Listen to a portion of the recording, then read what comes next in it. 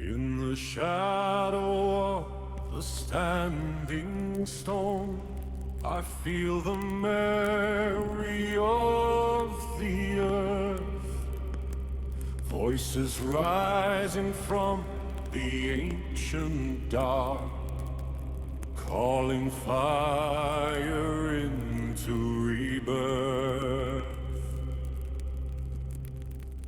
The old ones speak through breaking light, through wind that carves the sacred lore. They lift the past into the present, to guide the path we walk once more. Bringing the past to the present, for a future fast in flame, where wisdom flows like rivers old, and the storms recall our name. And I got to remember to lean back because we had camera issues coming in today, and so I'm on mobile. Welcome, everybody, as I remember to chill, to the shaman and the philosopher. Today, we are proud to welcome Mr. John Ward. Before I introduce him properly, I just want to interject that this is a bit of a personal, one could say dream, since I learned of your work a few months ago, come true for me. So I'm excited to introduce officially to everybody John Ward, an independent researcher and imaging specialist based in Pretoria, South Africa. With a background in telecommunications and graphic design, John has spent years systematically analyzing high-resolution NASA, that's key, NASA-released imagery from the Mars Reconnaissance Orbiter, HiRISE camera, and other missions. His work focuses on identifying and documenting geological anomalies that challenge conventional interpretations, including very apparent, polygonal structures, reflective objects, and large-scale linear features across regions such as Cydonia, Arabia Terra, and Valle Marineris. Sean presents his findings on YouTube and X, always providing, key here, the original NASA image IDs and the processing steps he uses so that others can verify their observations. And I just echo here to everybody, I took a sneak peek at some of Sean's work this morning that I wasn't familiar with, and I've got to echo here, guys. If you're not paying attention to this gentleman's work and others who are doing this investigation of Mars, you need to start now. Welcome, Sean. We're proud to have you here with us, sir. Gentlemen, it's a delight. Thanks for the invitation. The time difference between us makes it a little tricky, but we got this sorted. So, yeah, it's nice to be here. Thank you. And I have learned to build in that 1 hour or 2 hour block. Luckily, we did a test run last week with you as well. So we are honored to be here. Ricardo and I were productive despite our miscommunication this morning, and we're just excited to have you at any time of day, sir. Sure. It's a big Thank you for the huge compliment. Hello, Ricardo. Thank you. Jason. Thank you very much. It's nice to be on. Thank you. Thank you. So you're in a dangerous part of the world. All that was going through our heads was, Wow. is he okay? Is he okay? So we're very pleased that you're well, sir. Yes, I didn't apply to be a refugee. I'm not going to leave the country. I'm dealing with the issues at hand as, well, I guess you could say, as carefully and as safely as I can. It is a bit tricky navigating things in South Africa right now. well, it's a brave posture, I tell you that. I'm not sure if I was able to do the same. So kudos to that. Yeah, it's admirable. You described the barbed wire, to us when we were meeting last week, and it's quite admirable is all we can say to it. And our thoughts and prayers stay with you, and we're just proud Thanks. to have you here, man. Absolutely. Thank you very much. Every time I watch a documentary or something that was filmed in the United States, I always see these huge open lawns and there's no walls surrounding your homes. That's wonderful. yeah, as you stated, war Very, very different. and spikes and alarm systems and security companies. It's quite horrendous. But anyway, Yeah, but that's quite Wait, an American thing, because where I come from, there is not that imminent danger, but the walls of the property where I do have my house are 3 meters tall all around. So we all put walls around properties in Europe, and it's just a habit. And I was shocked when I got here into the States and Canada. Uh, there's nothing. There's just everything is Yeah. open space. It's wild, man. Look, I live guys on like a hill here. It's literally like imagine a native mound, right? That's kind of my front doorstep is at the roof line of the two-story houses all around me, and they're developing a new neighborhood. And I'm out watching them this morning, them lay sod for these 3 new houses they built. Look, I'm literally standing up looking in these people's back windows, in yards. It's weird. At least with my morning coffee, I sort of get to see what Chief Tuscaloosa might something like, stumbling out in the morning. Look, oh yeah, you can haul out that telescope and photograph. exactly. It's just wide open. It's nice as long as I guess you get along with your neighbors. Absolutely. Yeah, I know. So, I know what you mean. John, so that we don't take much of your time, tell us what you Yeah. got for us today. We're quite excited to hear from you. Well, okay. Also, I think I got my appointment pushed, so we don't have to race. I know I've said we might have to race, but we Yeah. don't have to rush it. Yeah, I think we're good, gentlemen. Continue. Well, I'm going to present to you some of the best anomalies in my mind. It's a culmination of over 8 years of research. I went down the rabbit hole in about 2018, 19, round about there. Sort of a year before the TTSA was established, and they came forward to admit that UAPs were real, and they effectively got rid of the past 80 years or so, where everyone was calling it ufology. Now it's called UAPism, I suppose. But anyway, 8 years of research. I went down the rabbit hole after, it's quite weird. I was doing research into the secret space program. Was looking for a nice desktop image, and I came across this thing. It looks like a tube, like a cigar tube. There's funny domes in it. And then I read up about it. It was Gary McKinnon that discovered this image. He was starting to download it when he hacked into the NASA systems. Well, you can call it hacked. He basically guessed a username and password and eventually gained access. So I didn't really hack the system, but yeah, then I went down the rabbit hole of what is the secret space program, and then YouTube started recommending these Mars anomalies videos. I didn't even know there were anomalies on Mars. And I started going into it, and I thought to myself, but wait a second. If these images are publicly available on the NASA websites, why don't I start doing this? I can do it myself. And I started downloading images, going through them, spending hours at a time. And then eventually I found these weird megalithic blocks, funny protrusions in their centers. Then I realized that, something on Mars makes it seem as if there was a megalithic type of a megalithic civilization there many, many, many years ago. And then I started discovering pyramids and wreckage. You name it, it's all there. It looks like an analog of Earth. It But really does. Just to echo you, that's what gave me chills really when I first saw your work, over there on Mike and Dave's Multiverse, that appearance. I was late to the game, but immediately I just saw the echoes of what I've been immersed here on Earth looking for, destroyed remnants of a megalithic, civilization. And so when I was watching you do it on Mars, I was having so much fun, you know. I said this morning to Brian, to our buddy Brian Corey Dobbs on X, I say he posted a picture of one of the triangles. And I said, man, I just love that we're discovering pyramids on Mars at the same time we are in the Amazon. You know, the technology is just getting us there. Correct. Yeah. Yeah, you mentioned Brian. Actually, Brian and I have become really good friends.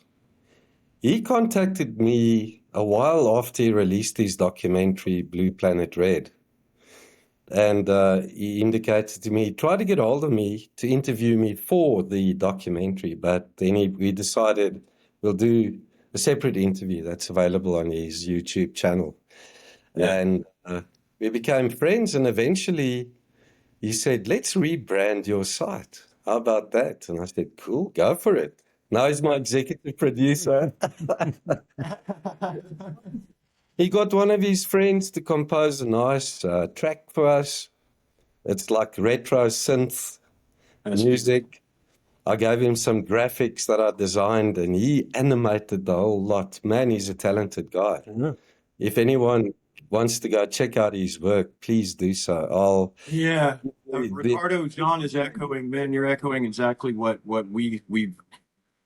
you're echoing exactly what Brian said to us and what we gleaned from our talk with him. You know, he turned himself like the Nick Fury, you know, of sort of this Mars disclosure project. Yeah. Without us touching on it, you echo that is indeed what he's out there doing. And it's admirable. So people definitely should check out his work and your work. You know, I'm ready to get into it, but I want to make sure our audience knows so they stay with us that this is surprisingly key to our story here on Earth. And it's just alarming that it takes people like John going into these publicly available records that are released without comment and doing the hard work.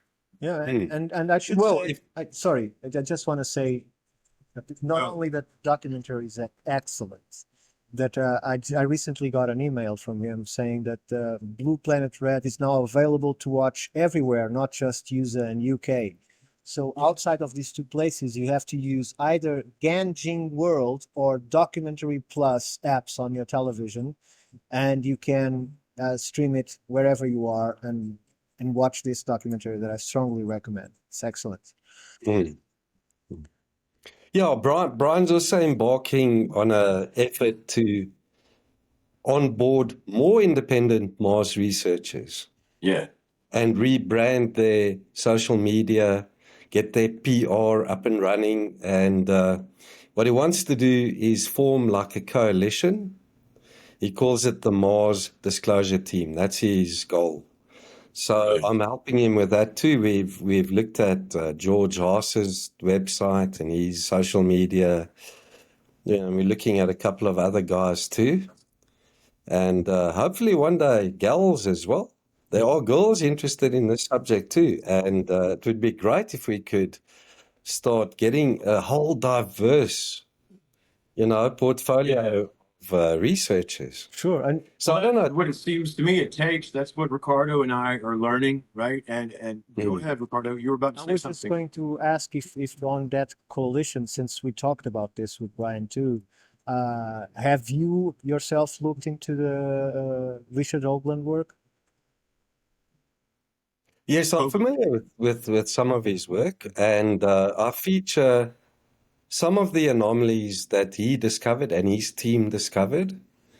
But the image processing software that I use produces nice, crisp images. And I'll explain to you guys how I do it. The conventional anomaly you see, it's always very blurry and you can hardly make out the details and things. Well, I came across, about 2 years ago, Topaz Labs Gigapixel, which is image upscaling software. And it's not free, it's expensive stuff. And I was familiar with image upscalers, the ones that are free on the internet. You just drag and drop your image and it upscales it for you. You've got no control or parameters to set. So Gigapixel has a vast array of models you can use and parameters that you can set. So what I do is if there's a nice anomaly, what I normally do with my videos is the first 2 or 3 slides, when I show the anomalies, I show the people what it looks like with a conventional magnifier, and then next to it, the Topaz Labs gigapixel upscale. Then I show them the similarities. This upscaler doesn't necessarily introduce stuff that isn't there. It just upscales preserving edges of objects. So you get a nice crisp looking object. And NASA also use Topaz Labs upscaling software. So the models learn from the original source. So I trust, you could put in inverted commas, I trust that imaging upscaler more than I trust these free image upscalers that you get on Sure. the. And so for layman terminology, upscaled photo sounds like I'm getting a picture that I would have gotten if the camera itself were better quality. Yes. Yes, okay. Like if you have film and you run it through an upscaler, you can magnify in on a photographic film. But Right. in a digital image, you can't because it gets blurry. Right. So what you need is Topaz Labs uses AI. Right. So it looks at previous models, something similar, and it then interprets it with the parameters that you set. So you can tell it, listen, you're putting in too much artificiality in this upscaled image, tone it down a bit. Then I'll compare the two, conventional versus digital upscaling. If I remember right, John, from your previous presentation, shadows need to be the same. They're not screen grab that upscaled image. Sorry, Jason, you were saying? No, excuse me, sir. In your previous presentation, I believe you had mentioned this software was used by someone, I think, for what is considered a recognizable like defense uses or military uses here on this planet. Am I thinking of the right software, this imaging software? Well, I know that Google uses it, NASA uses it. Okay, right. There's a lot of agencies listed, Right. but I'm not familiar with intelligence agencies. Well, you can say. I was looking for verifications, and I remembered a story. One of you, it was either you or Brian. It may have been Brian when we were looking at the trees. Now that I think about it, or what looked like the giant baobab, is on Mars. He was telling us that someone examines, photographs and uses imaging enhancement for whatever military or defense purposes. Looks at these photos as well, and reports things. That's what was said. And obviously NASA is also an intelligence agency, so Correct. they all. As far as I know, Trump reclassified them. Yes. Worth moving here to my homeland of Huntsville, Alabama. They had their roots in the military. Mm-hmm. Remember when the scientists were arrested in Germany following World War II? They came over paperclip, Operation that project, and Werner von Braun, developed the space program. Yeah, So, right here in Alabama, man. He made the Rocket City, and it's the heart of our industry, so the hypocrisy is rampant, for sure in that industry. And naturally the ties to the military industrial complex. Yes. That Eisenhower warned about in 1948, I think it was. And it's established its roots pretty nicely. What I like about the recent documentary, The Age of Disclosure or Age of Disclosure, they mention this legacy, they call it a legacy program. I think they're referring to Blue Book and all those other projects that were conducted decades ago. And luckily, they bring back the 80 years of research and history back into this UAP disclosure movement. So I was glad to see that. Guys, I don't know, do you want me to cover 3I Atlas and potential probes or Show us. I know you have interesting things about that. Clearance rover, as 3I Atlas was passing Mars on the 3rd and 4th of October. All right, I'm going to start sharing. Sure. Yeah, please.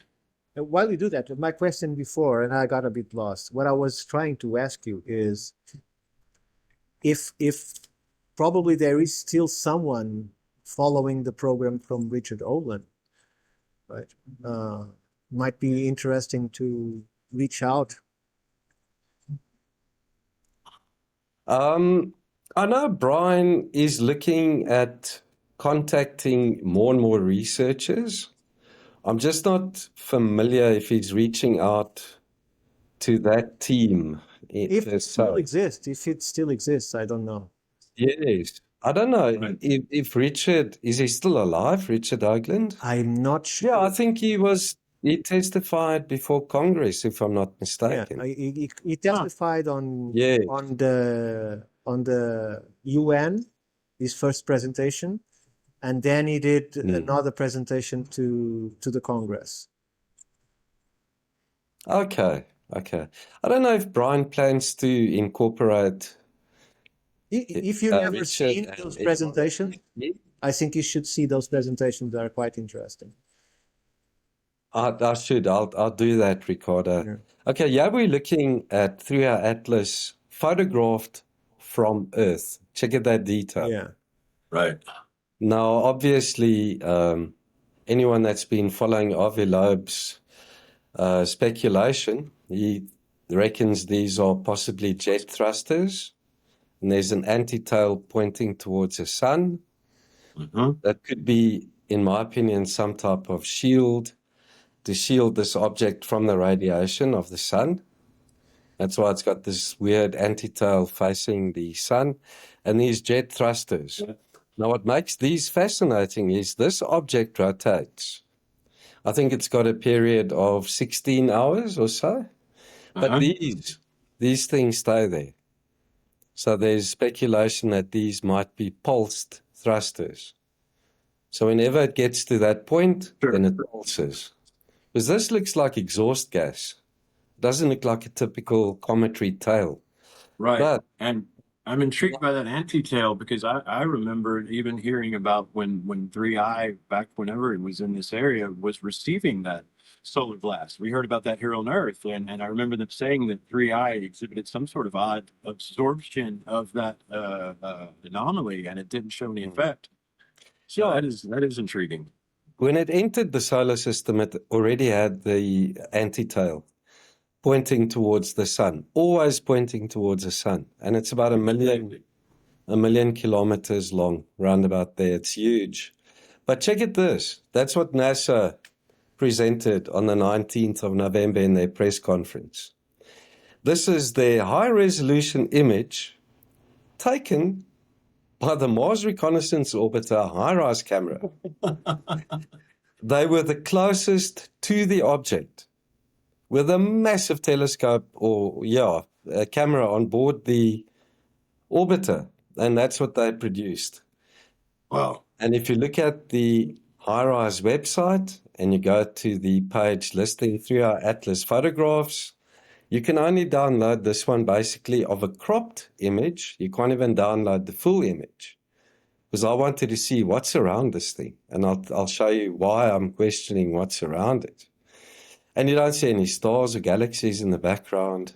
Yeah, it's remarkable. I've got the image you were just showing us pulled up on the screen behind me. So I've got like a side by side. And I think also what you're showing us here is the photos that NASA releases. You know, you're talking about having to upscale them a little bit. You can see between these two photos the ridiculous difference. Well, they're up to John because they knew John was going to upscale the images. So they fuzzed this all up. Right. Even if you upscale it, there's nothing there. There's absolutely nothing. And, no joke, that was my first thought when we were a little late, finding it this morning, John. I was like, damn, NASA found him. Well, they do list a couple of IMG files. Those are image files, IMG files, but you can't really open them. If you can get them open, this has got these lines and lines of interference. Yeah. So I don't even know why they listed those IMG files there for you to download. Well, unless I'm doing They something say wrong. they did to say that's where all the photos went. You know, And they were this all is, look, they were all crappy. Sorry, you know. they claim that they cropped this image from one of those IMG files. And I've tried everything, Dell scripts. I've tried PDS4 viewer. I've tried nice NASA view. I've tried high view, and none of them can open those images successfully. So how they cropped this from one of those IMGs to me remains a mystery, unless I'm doing something wrong. And just for No. the context of the people that are watching, the first image that you showed was from Earth, right?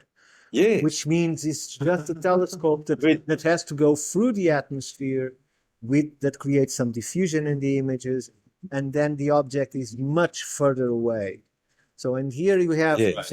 So imagine what NASA's photo actually showed. If the first photo was from Earth, y'all, then that means NASA's photo that they're claiming, you know, this is all we got, would have been that much crisper and sharper. So logically, that meant it would have showed us these things that John is describing to us from the Earth photo much more clearly. Thus, we get a blurred image with a bunch of bullshit that can't be opened. but you can They speculate. claim, We can speculate. they claim that, Go on, Jen. sorry. Go on, John. Go on. Ricardo, Go on. Go on. NASA claims the Mars Reconnaissance Orbiter was jittery, jittered at the time it took those photographs, so the image is smeared. That's what they claim. But I would love to be able to open the IMG file and view it for myself, where they got that crop from. Sure. Right.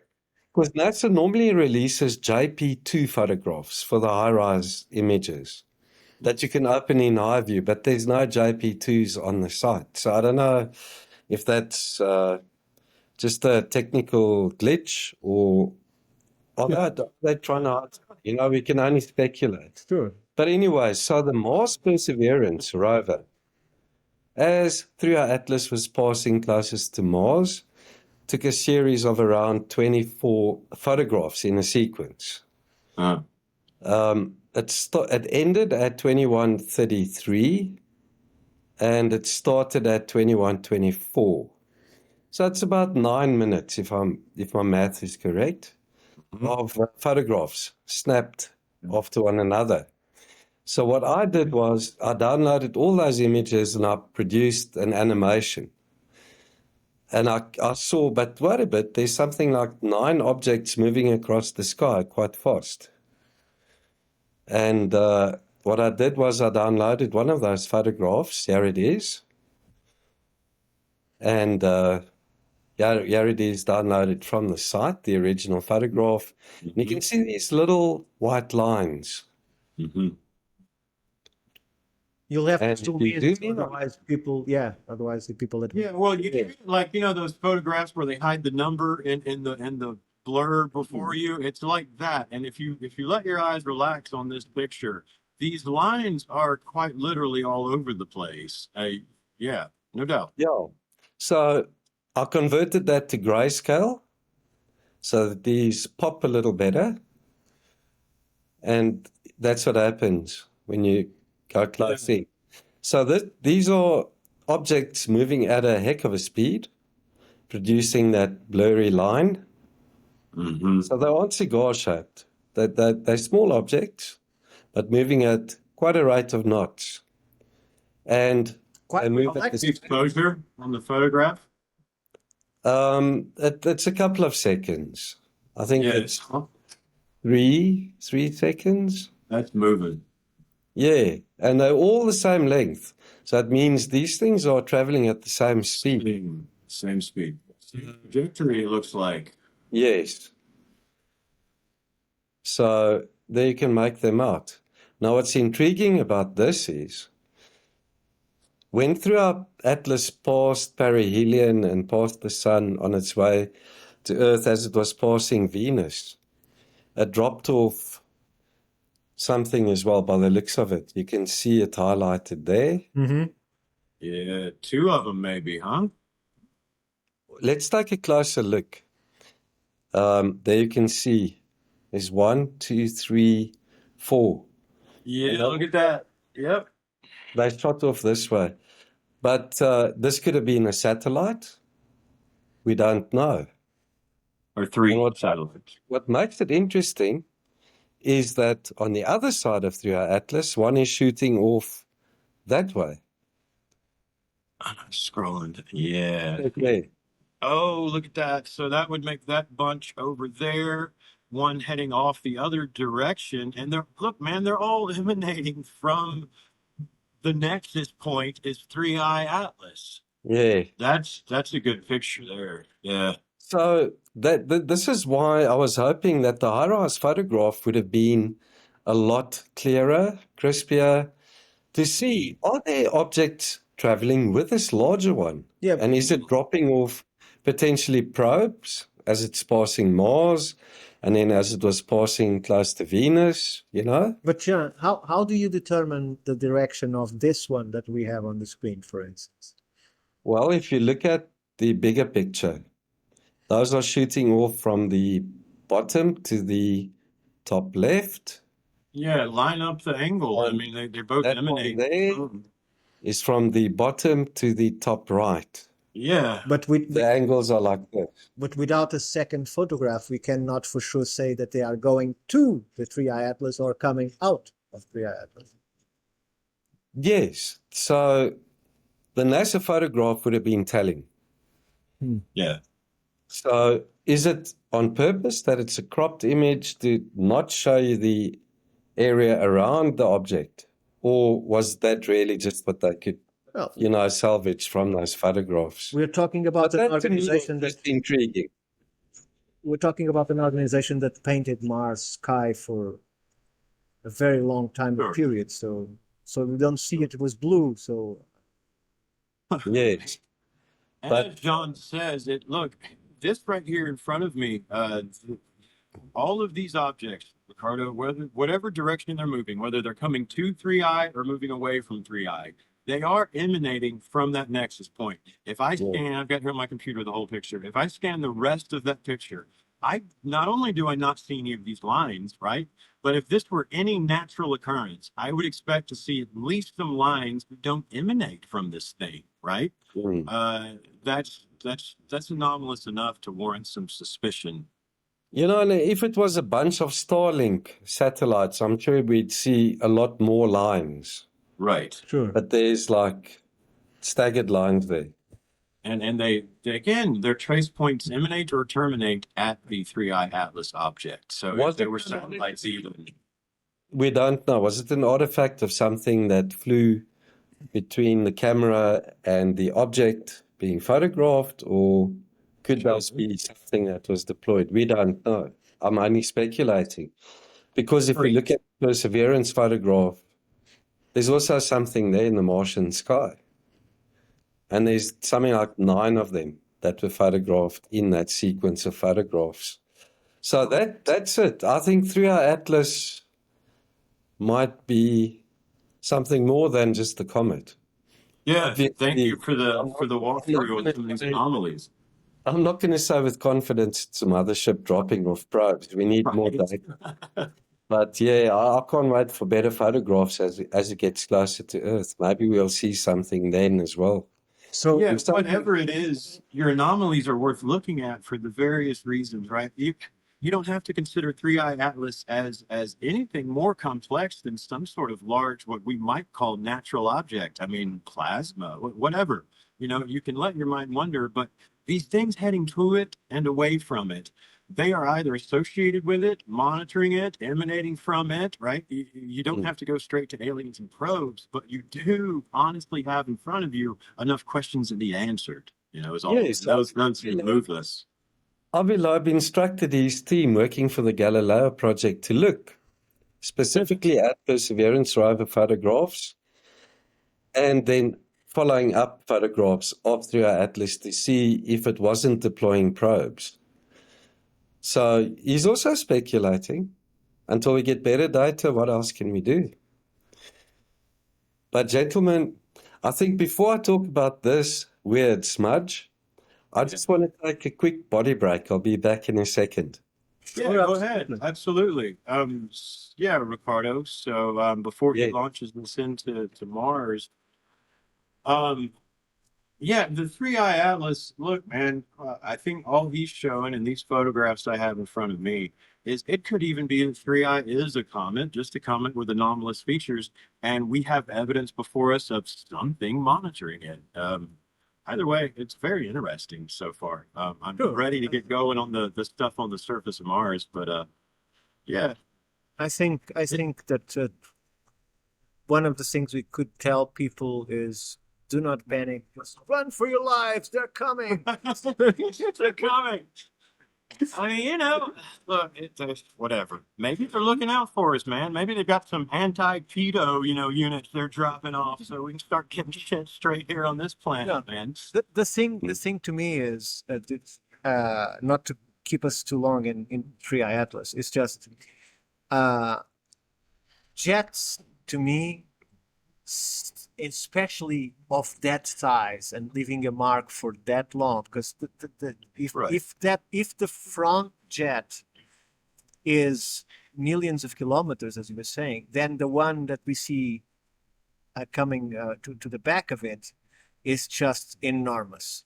So Right. It is. and And and there's jets three of jets to me always sounds like primitive technology, as primitive as we have now, that we are using controlled explosions to put objects into space, even people. Yes. That's all we're doing. We're just At the exploding. same time, we have other Fuel. silver things that can Yeah. loop in and out of existence with, because they can warp Sure. gravity. So when Water. people try to describe me alien craft that works with jets, I'm always a bit suspicious because I think the technology jets require fuel that is quickly consumed. If you see my point, right? Sure. So it wouldn't be able to do trans-solar system voyages because it would No. needed constant refueling. Right. Not to mention the amount of energy that is being irradiated if it is actually an object. All of that aura that it has around it, the jet in front of it, the shield as you Right. described, all of that requires energy, right? So Right. where does it get its energy to keep working for so long? And Right. and the other thing that I would point is when Oumuamua came in, that I believe it's I1 or I2, I'm not sure. It didn't present anything. It doesn't matter where it was, closer to the sun or far away. It never ejected material. It changed speed. It changed direction. It was completely anomalous. And this one, they can somehow mathematically explain the variations, even using the jets as a reason for why it came out of its trajectory as it did very slightly. So I'm still not convinced on triad. Me But neither. there are for sure very interesting characteristics about this object. Yeah, there's for me is nothing to be terribly convinced about either way. But however, Ricardo, as you always say, coincidence takes planning, right? And as we sit here on this planet and we're looking at these revelations unfold all around us in every cycle and circuit imaginable, right? We see this happening. And I would never claim to speak for a group of people, but we're all familiar with the Hopi, right? Legends and traditions about time and turning and where we are now. And you can go right now online and find many Hopi saying, yeah, that's what we were talking about. That's the thing in the sky, right? So this thing, it cannot be ignored and should be looked into. And there's nothing wrong with sort of demanding answers when I have in front of me, just from John's work, 5 photographs that don't quite make sense, to a traditional narrative. So you don't have to think aliens to think that whatever this is a sign and symbol in the sky and deserves our attention and possibly a few answers. That's all. Absolutely. Well, it's grabbed our conscience. It's united our minds to look into this thing. So if that was the only purpose, it succeeded. But I don't know. Look, Right. there Good are man. something like 12 anomalies to this object. But NASA Yeah. didn't Interview. talk about any of those in their press conference, which is rather. Now John is back from his body break, and Ricardo and I had gotten us diverged. But I guess now we're going to launch into the surface of Mars. And after our look at Three Eye Atlas, this is the part everyone at home that has me so excited personally. Because when you look at LiDAR of Earth, and then you look at these images, right? But I look at LiDAR of Earth, and then I take myself to that anomaly, my feet on the ground, and I climb that big rocky weird thing, and I go, oh yeah, this is not natural, right? So when I look here on Earth and I see these correlations that as we're sort of stumbling upon finding lost civilization and megalithic structures here on Earth, right? Damaged. And here you are engaged so diligently in doing the exact same thing on Mars, right? So when I have this physical experience over here and you're giving me this experience, these photos that I've lived over here, man, it just gives me chills and resonates in a way I'm really hoping it does for our audience as well. Mm. If I showed this to someone and I didn't tell them, this was a photograph taken by the rover on Mars. I'd say, hell, man, this looks like desert varnish, which is the thing here on Earth. I'll show you that this was photographed by Perseverance and that. Reminds me of like where the petroglyphs, when you see petroglyphs on stones in the desert and stuff, and they're all, oh, there you Yes. go. Yeah, that's where you went. I'm sorry. So there's desert varnish you find in Las Vegas, in Nevada. Check there. They even made petroglyphs on it. But anyway, this is desert varnish, and it's a remnant of some type of microbial life. And if you compare the two, they look pretty much the same. If you look at the way it sort of chips away, it does that here as well. But NASA says it's inconclusive. They know it's there, but there isn't enough evidence to support that could be desert varnish as we know it here on Earth. Oh, it's Home, what is desert varnish? Can you define that further for us? Yeah, it's a covering of some sort of microbial deposit. So organic. Yeah, it's organic. So it's unfortunate they don't have like a rover there that could actually go close, take a sample of what they're We looking. don't have R2D2 on the planet that could go check this out. Yeah. So yeah, Shame. I mean, they know it's there, but they won't admit that it could be. But anyway, I thought I'd throw that in there because it's quite interesting. It is. But look at this thing. Some people say it looks like an oiling can, but it looks very similar to a fossilized mangrove horseshoe crab. Not that it is one, but that thing's not big. Or I some think strange exotic war helmet. That's not natural I looking. think it's about basketball size. So it isn't. There you go. And It's a Martian Raiders war helmet right there, man. has it been photographed more than once? Did it move from where it is? We can't know. No. I personally found this in only one photograph. Wow. So, yeah, it was very intriguing. They sort of drip, released these photographs to us. The Martian shaman, he killed a Martian mangrove horseshoe crab and made him a helmet before the explosion. Now we get to the meat of megalithic Mars. My website is actually megalithicmars.com. So check this out, folks. You see flat plain, but look at this to the bottom left. Oh, we see four sides. Perfectly natural structure. Flat top. Flat top, plateaued off. And then sort of the front porch to it, whatever the proper term is for like, yeah. Right there, symmetrically in the middle of this one side. Check it out. Asking, what are our dimensions here? Yeah, 2.5 kilometers to 3 kilometers per side. So this thing is huge. And look, it's got the debris coming off there to the top right. Yeah. And how tall? Do you know how tall it's supposed to be? No, I haven't looked into how tall it is. I did try and get a side view of it in Google Mars, but that area of the photograph, that site, doesn't appear to have any height geology or height, what do they call it? Radar Altimetry. imaging. Yeah, because the image appears flat. But other pyramids I've looked at, if you take a side view, you can actually see. So I don't know if it was done on purpose that there isn't a Well, 3D view available I'm of this just, thing. I'm just calculating if the size is at least 2 miles, if we reduce that for 20%, is still enormously high. So because of the inclination, that makes the line longer. So it's still very tall. Yeah, and as you'd expect with something very ancient, especially if it was underwater, I speculate it could have been underwater for a long time. It's covered in sediment.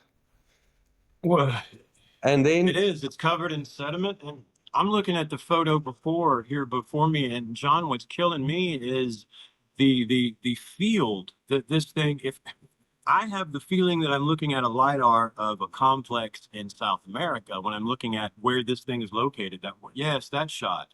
See, not only do I have this pyramid that looks just like one out of, South America Plaza of the moon or whatever, I have all of these other tiles, for lack of a better word, that also exhibit this feature. What is the one up there up top with, 8 sides to it? this, It's just incredible. the largest one. Yeah. Yeah, George Haas wrote a peer-reviewed paper on the anomalies you see in this, after he saw this on my YouTube channel. And he calls this a raptor head. You know, like a raptor bird, Mhm. the head. Mhm. Yeah, just for comparison's sake. But Now, yeah, what is he doing now that he's employed? No, say that again, Ricardo? Now that he is unemployed, what is he doing? Because if he wrote a peer review about this, he's probably unemployed right now. They kick him out. Oh, yes, yes. No, what's nice is Dr. Brandenburg reviewed the paper and he agreed that we're looking at a site depicting possible remnants of an ancient civilization that once populated Mars. That's what So Dr. they, John Brandenburg says. so they Those- scheduled the a rubble. mission there already, of course. I don't know. But yeah, as to get back to the water, when it dissipated, this thing stood in shallow water for quite a long time, in my opinion, if you look at the erosion around it. So if you look at if you look at the 3 pyramids in Egypt, they're very close to the Nile, and new research suggests there's a table of water underneath the pyramid. So were pyramids and water associated with one another? I'll show you another image of a pyramid next to what looks like a reservoir. So I would also suggest that, considering the size of the ocean that was on Mars, that is recognized as existed on Mars before, if there was, as Brian Corridor suggests, if there was a massive event and all that water, not all, because some frozen underneath the surface, but a great portion of that water evaporated and then would fall as massive rain that would cause also this kind of erosion, at least on the upper parts of the pyramid. So not only water around it, but probably heavy rain too. I'm not sure, but I'm just conjecturing. Yeah. yes, and then to the left, an analog here on Earth. So it's also got this sort of ramp on the one side. Difficult to tell. This thing is high. That's what I was trying to think of a minute ago. Is exactly what my mind's eye saw when you showed me this thing. With what I colloquially termed the front porch. But yeah, look at that, man. Now, look at that. And then if we were here on Earth looking at Teotihuacan and I zoomed out, right, I would see a complex of these same sort of anomalous buildings around me. The same thing I see when I zoom out on this photo. Now, if I also imagined there at Teotihuacan, some sort of strong force coming along, an explosion, a water flow, I would see many of those blocks that I see in the Teotihuacan picture flow off, right, or blow off into one particular direction from the show of force. I see that here on these, and when you show me the rest of the plateau, for lack of a better word, I see the same thing. It's incredible. Wow. It is. And then do we have John, any image that starts as this one's, and then it so happens that the rover took a picture of it from far away, or is this closer to any place they have a rover? no, No, of course not. no, no. The rovers are very, very far Far away. from the. Yeah, the Never closest rover. interesting places. The rover you know about, I mean, you know. Yeah, the closest rover to that site is Curiosity, and it's way, way too far to drive over to take a photograph of that object. But check it first. Yeah, we've got layers, and it looks like a step pyramid. This one's a little more rectangular. Look at that there in the middle of Yeah, this. more eroded too. More eroded too. Yeah, and it's got rows and rows of blocks as well. Yeah. Sure does. I don't know if I've got a close-up of it here in the presentation. Oh, and There. you can see there's different concentric sort of lines going, or ridges. Yeah. You can see a form that is disintegrated is my way of saying it, you know. Mm. And the Very, the very upper left, to the upper left looks like doesn't look like a crater. It was it has maybe water frozen or something in it. Oh, with all this thing, yeah, I see that, Ricardo, with all the lines moving in the same direction. Mm. Could have been a Oh, water. don't worry about it. That's just a pond. Yeah. Wild. Okay, so it's about 200 meters long by about 100 meters wide. So it's also quite huge. Yeah. Much smaller than the other one, but Yes. look at this one. Oh. You know, It's Giza in 500,000 years, is it? Is this a rendering of what that will look like after the atmosphere is gone? you know that in Sardinia, next to the face, there's a five-sided pyramid. Sure. The DNM. DNM pyramid. Check it this one to the left. It looks very, very similar to that. Very similar. Yeah. Yeah. The one here in the middle is about 4 kilometers in length. So you can imagine how huge these things are. And Well, what's let's look at the whole picture. Look off to the left where you have the satellite. Giant boulders and rocks pouring down that crevice, right? And then all of this just silt piled into triangles. For my point is, I can't put my head around natural processes that make what I have in front of me. If I'm trying to imagine a place that has an atmosphere and something like Earth going on, how did that happen naturally? And I don't see it. And the the one three- to the sorry, John, I just want to say that the one to the right has a crater in it, so it has to be older than the crater. So, the three pyramids in Giza are arranged sort of like in Orion's belt. Correct. The Orion correlation. Yep. Yeah, this is also weird, the geometry of this. It is. But anyway, there's three that look pretty much like pyramids, highly eroded. I would love to have some Interesting. archaeoastronomy or the software to have those coordinates on Mars, John. And you know how, like, here we've got the fancy software that will let us get the star positions from a relative on Earth all the way back in time. You know, that's how I think Robert Duvall that did the Orion correlation, you know, that's some of the software he was using. Yeah. Imagine if we could get to these, you know, do that here on Mars, right? And see what perhaps they were mirroring there. That would be crazy. And John, is that a dome in front of the middle one? Is that a cavity or a protrusion? Cavity. That's a cavity. That's a cavity. Okay. Mm. So there's the DNM pyramid that I was talking about Yeah. on the left, and then the larger one of the three on the right. Look at the sharp, flat edge on the one on the left at the bottom. Just so perfect. The angles on that side, I mean, I'm looking at a triangle rising up out of the dirt. Whatever it was before some force and some erosion effects were applied to it, it was a triangle on the side that's facing the camera. You know, Mm. you gotta answer that before you go anywhere else with me. That's that's not naturally occurring. It looks like some sort of causeway or something on the top of it. A line. Yeah. Yeah. A lot of these Yeah. make sense when you not only apply the time and the lack of atmosphere and the asteroid impacts, but when before that, if you picture some sort of destructive force, high energy, high heat, something that echoes what we're looking for here on Earth, then you can see it, man. You can definitely see it.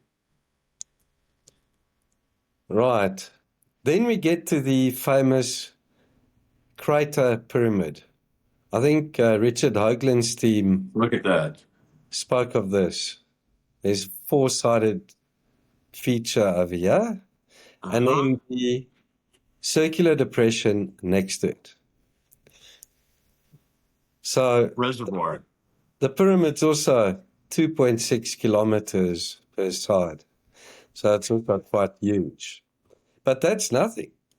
Yeah, and just to stay on that, I keep wanting to point out to our audience who might, dismiss and go, "Oh, this is a hill, right?" Okay, look at it. If it's a hill, it's a perfectly circular circumference hill, right?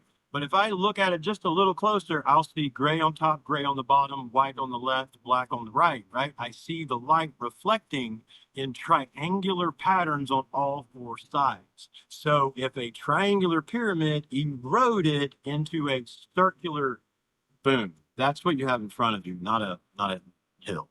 Continue, And John. and it might not be, John, but it looks like the what is above it looks like a very distant aerial footage of ruins. Right? Oh, I see all yeah, I see what you mean, Ricardo. Might The not spec be because it's difficult to say, Right. but But the terrain changes drastically. I see what you mean. It does. Yeah, it looks like Yeah.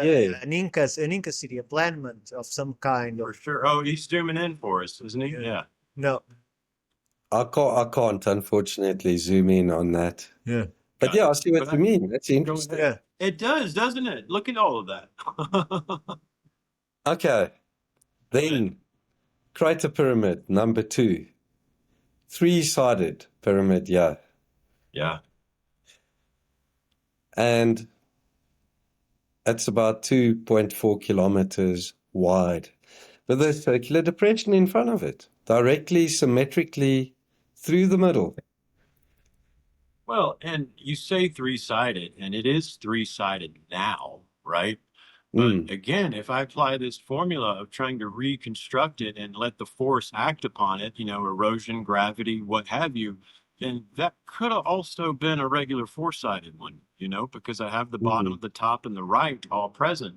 So if that top left bit, Yeah. either way, I see it. So what is the purpose of that circular depression? Right. If you look at Coral Supe, I think that's how you pronounce it, in Peru, here on Earth. Yeah. It's got this sort of pyramidal, highly eroded pyramidal feature with a circular depression in front of it. And look, Ricardo, it's got, when you look at the picture from here on Peru, on Earth, Peru is key to lost civilization, I believe. And so here we look at Mars to see echoes. Look, it's so easy. If they were there on Mars doing it and they had to leave Mars, they come here. What did they do? Shit that looks the same. But Ricardo, look where you mentioned how it looks like cityscape up there above the crater on Plantilla, right? Just like in Peru, if it had received some damage and erosion. Mm. Yes. And I can't stop but notice in the image that Jan posted just before this one, that massive destruction that we can see a little bit north of it. Not sure if it's an electric discharge canyon up there, but all of this seems to be moved by water at some point. So Yeah. massive Big, amount of water causing all of that. Yeah, look at the erosion around here. Yeah. Yeah, the But canyon, no doubt. so why did they build these circular depressions? What were they used for? I In don't know. Peru? What were they used for in Peru? Yeah, I don't know. There's like steps going down. Oh, so we don't even know what they were for here on Earth. No, this is just a pure coincidence, I suppose.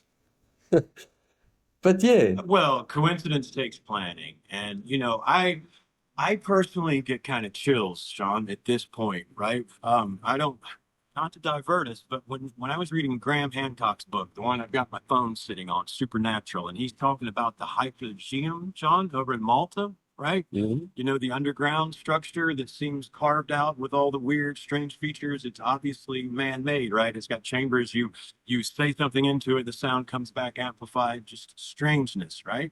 Obviously man-made. Okay, Mm. well, the way Graham tells it is that the one of the original guys that ran the place, there was on the wall some graffiti, because Graham in this book is telling you about cave paintings, right? There was some graffiti, right?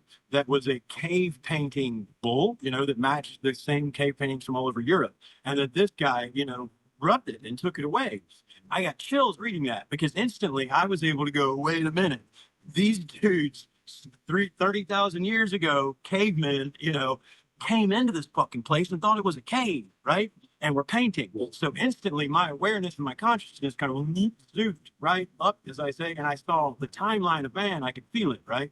So now when you're sitting here looking at Mars, man, and you're showing me these echoes of Peru, right, on Mars, I start to immediately go, well, naturally, if this megalithic thing we're just now coming to grasp was Mars before the atmosphere went vominos, probably due to the same shit they did here. That's why they wiped out the lost civilization, right? What would they brought with them? All of their ways, their construction, their everything. So we would see similarities. And I get those same chills from your work, man, especially right here in front of me, Peru, Mars, that I got from learning about those cave paintings in the Hypogeum. Yeah, It's great stuff, man. it is. It's very interesting. So, on Earth, we find totally devastated, eroded pyramids. The one on the right is the Black Pyramid, close to the Bent Pyramid in Egypt. You wouldn't say that's a pyramid, right? So on the left No. is an area on Mars called Kanowski, and it exhibits the same sort of look to it. So if you zoom in on these darker spots, you're going to find they are layers and layers of megalithic blocks. Check out to the bottom where my logo is, Yeah. Mm-hmm. up to the top. And those are huge, eh? Those are huge blocks. The Black Pyramid, supposedly constructed by the same people who built the Great Pyramids, which still stand in here. Yeah, And I apparently. love that we're on Earth, we know this is a pyramid, and on Mars it looks even more so. Yeah, so apparently that Black Pyramid was built on clay, and it moved, it sunk, and it broke up. That's why the roof collapsed and it looked like it did. But yeah, is a four-sided mound in Kanowski. Wow. It measures about 6 kilometers per side. Now, if you take a closer look at what's on top of this mound, you find this thing. Look at the symmetry and geometry of this triangular part. Huh. It's like the entrance to the Great Pyramid somehow. Yeah, The chevrons, it does, doesn't it? did that thing stand up perpendicularly and it fell over and the one side broke off? Just check at that. It looks almost like marble, very shiny material. And then if you look at those dark patches on that photograph, you'll see, but wait a bit, there's rows and rows of megalithic blocks. And then part of it is covered with this sort of plaster cement type of material. There's a closer Look look at that. at some of those blocks. Yeah, towards my logo, just to the right of my logo, there's 1, 2, 3, 4 Look-alike. next to one another. Yeah, And no, then, it looks something shattered. That's pieces of something and then there's blocks all over this thing. all over it. It looks, Ricardo, it looks like the bottom of Little River Canyon here in Alabama, man. Check there. You were on Mars. That's all I got. We were on Mars. Look. Keep going, sir. Yeah, these look like those blocks covered in, what were the pyramids covered in? Yeah, the facings, the stones, right? Precisely what it look. looked The like. casing stone. The casing stone. Yeah. These things are starting to pop through as this material. Say wall this is- got knocked over. This is a zoom of that pyramid, right? Yes, those dark Not the patches. area around. It's a zoom of that pyramid. Yeah. Yes, the dark patches. The lighter parts are sand. Sand, like you'd find at the Black Pyramid.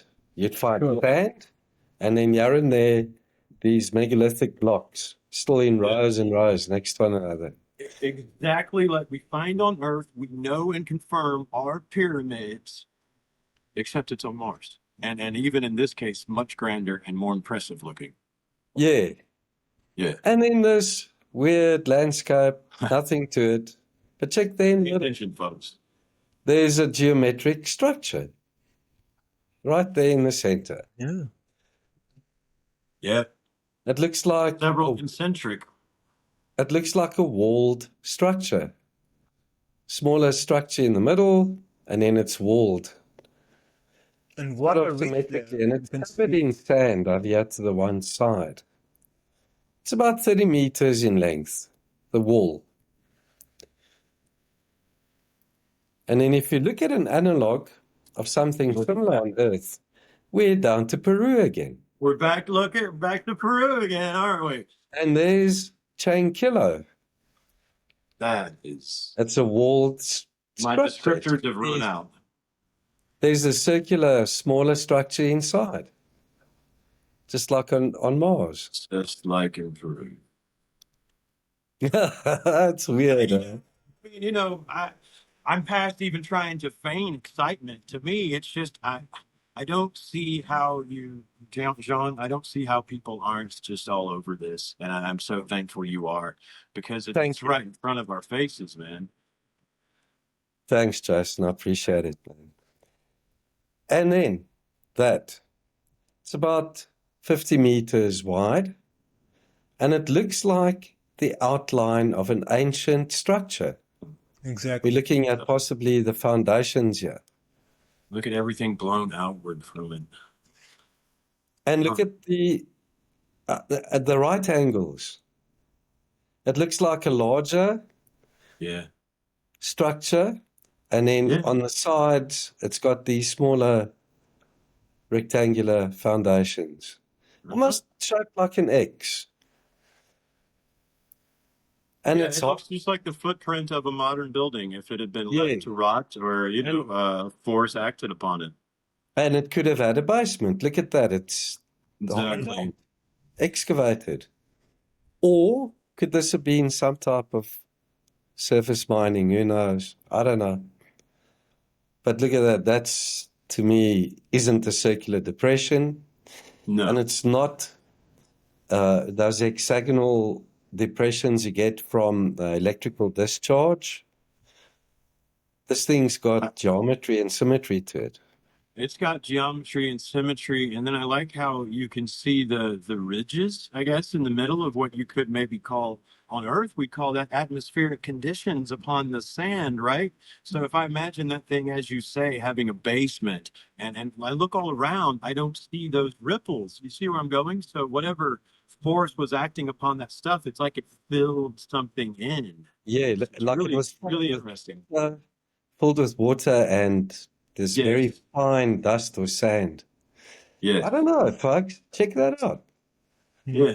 It's quite And then, in that huge scar on the side of Mars, Valles Marineris, on the floor of that scar is this structure. It's in Malus Chasma. There's a closer look. It's got rectangular openings on the one side, equal in size and shape. And then they look like megalithic tiles or slabs on the top, and it looks as if it's caved in, like a roof that caved in on itself. It sure does, man. Let's see, what did I... And all of From the pieces, shadow like, length, it's... yeah, shadow length, where the pieces are missing, like on the bottom, you're calling them pieces. If I then look up, I see those exact same dimensions echoed in the pieces that are still there. It was, again, a form that has dissipated over time. Yeah, this structure reminds me of those that you find in Greece, with the columns and then the lintels on top, without the... Because this thing's tall, it's 20 meters tall. Wow. And the blocks measure about 8 meters wide. So this thing's huge. That's big. Right. Now, it looks like a boulder field, but look there in the center. What is it? This is an image of the Bimini Road in the Bahamas, right? In Bermuda on Earth. That's what we're looking at. Why'd you take me to Earth, man? I thought we were on Mars. Could this have been a wall and it toppled over when there was a lot of water there and it became very muddy? Or is it a road? The blocks measure 8 meters in length. And look at that. Look, same angles on the blocks, cutting. I mean, don't tell me there wasn't somebody on Mars. I'm sorry. Keep going, man. It's just these photos are something else, brother. Check there as well. Boulder field, but right there in the center. Look at that. You get these megalithic blocks at ancient sites in South America with the protrusions on them. Yeah, look at that. The nubs, as we famously refer to them. The rock nipples. And that circle there. Yeah.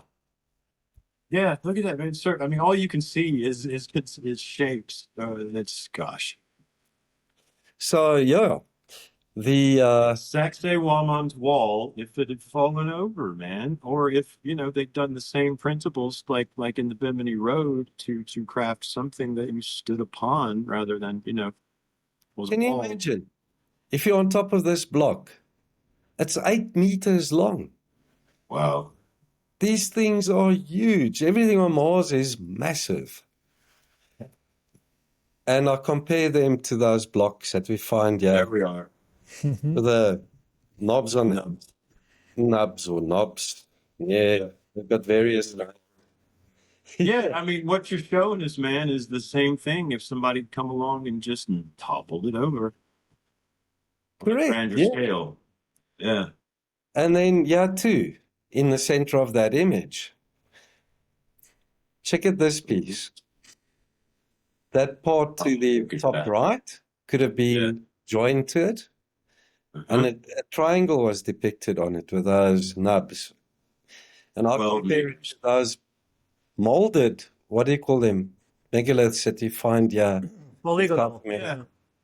Sacsayhuaman, I mean, that's exactly what you see. Now, whatever narrative somebody wants to create to try to explain to me why I'm seeing the exact same thing on a grander scale, nobody can tell me I'm not seeing the same thing. It's larger.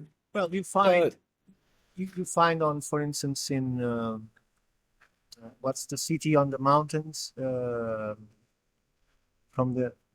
in Peru? I can't remember the name. But Machu Picchu? Machu Picchu. Yeah. So on top of it, the observatory, it looks like the stone that you're showing here. So it's a horizontal placed stone with huge protrusions that they use to align to astronomically to do calculations. So these three could be some sort of mechanism like that if they were horizontal as we see them now, right? But I presume that those protrusions are still big, a meter or two tall. I don't know, but probably. So, if it's 12 across. I often get asked, why don't we see more of these things closer together? And I'm speculating everything on the surface of Mars was devastated. By what? Crater impact, electrical discharge, meteorite impact, I like that one. everything was tossed up in the air. It came back down and covered everything in sand and silt and debris. So here and I there, agree. like we'd see something still intact. But I speculate a lot is covered in the sand. No, I mean most definitely. That's what you see everywhere is where you do see this stuff. And this picture now you've got it zoomed in on is it's just like in Egypt, right? The Sphinx was covered in sand. I mean, we had to, dig that shit out just so we could argue over how long it's been here, even though right in front of us are water erosion patterns, just like here on Mars. Right in front of us is a bunch of this megalithic shit that got, as you say, tossed up. I think you get to it in the presentation, the canyon, and talk about the discharge theory that possibly got us here. So I don't want to, jump ahead of us. Yeah. And then another phenomenon I noticed on Mars is you get these blocks. That one there that we'll look at now is about 5 by 5 meters in size. So it's also huge. And right in its center is either a nub, protrusion, or knob, or a hatch, or a hole. No doubt. No doubt. And that somebody set a perfectly circular rock on top of a square rock as a sign for help. Hey, we're down here. Yeah. So there's dozens of these things. I'm only showing you one yet to keep the presentation possible. Yeah. Could these have been underground bunkers that have now been exposed with lids on them? Who knows? Who knows? Who knows, man? Ventilation. Or speculation is the fun part. I describe your work as so much fun, as I think I'm evidencing, but that shouldn't distract from the seriousness. I describe it as fun because to me, it's obvious what's in front of you, right? And then the fun part just begins letting your mind wonder as to how that obviously non-natural object. If we give any credence to alternative 3, Mars has been occupied underground for a long time. So This is fucking nuts. It's the only place where you can live. Here, devastation after a flood come through a town just down the road from me, and I'm looking at the roof of a warehouse or something that got caught in the flood and covered in sludge. yeah. It looks like worked lentils. It looks fine. Yeah, and then it's got these crosses like bracing between the layers. It's like fucking rebar, man. I mean, yeah. So while you check this out, I'm going to take a quick walk to the loop. This is a good one. Leave us on this one. Yeah. I'll be back in a sec, gents. Sure. Please, sir, take your time. This is awesome. Ricardo, this one, man, is just how I really want to hear from people, okay? Guys in the chat, okay? Look at this thing for a second and give me some explanation as to how what I'm looking at is natural, okay? Because Ricardo, you go, but all I see, I would not believe this was anywhere but a flood or disaster area here on Earth unless you told me it was otherwise. From what I've seen before and from the images that Jean is sharing with us, I still see a huge displacement of water everywhere. Yeah. Aside from other impacts and after it got blown to bits, I see the movement of water creating a lot of the destruction. And this looks like exactly a huge column. It could be even a part of the ship if we want to, because of the layers, right? It looks like a column attached to something, like a huge piece. And bottom here, there's another one that appears to be beneath the bottom. John's back. Here you are. I did sorry to see you there. I'm back, guys. Yeah. Thank you. But check this out. We're just tripping out. Oh, there's a zoom in. Okay. Brilliant. This is like covered in plaster or cement. Yeah. Yeah. And then underneath you can see the rebar. Yeah. This is look, man, I've got it here in front of me. I'm sorry if my face is getting off camera, but dude, you can see ridges that even when you not only do I have all these lines moving in the same direction, okay, except for the bracing, when I zoom in to see what those lines are, you could see like braiding or melting or Yeah, concentric lines even of that material. It's wild. To me, it looks Word of the more day. like Fucking wild. That's what it is. to me, it looks more like a piece of a ship than actually a building because I see layer isolation. Insulation. The vertical piece looks like has something in it. It's hard to say, but it looks like a panel. You see on exactly where you have your mouse. Yeah, precisely. Looks like a man. panel. Back behind it. And Yeah, not a stone. Looks like a panel that is attached to exactly. And there's there. another That piece. there, yeah. Bunch of melted metal. Who knows, But check it I know. I know. That's not natural. If you know, the surrounding, if this picture is real, okay, that's not fucking natural. Plain and simple. All right, where are we now? Back to Peru or Egypt? this is on Mars. Fuck. Look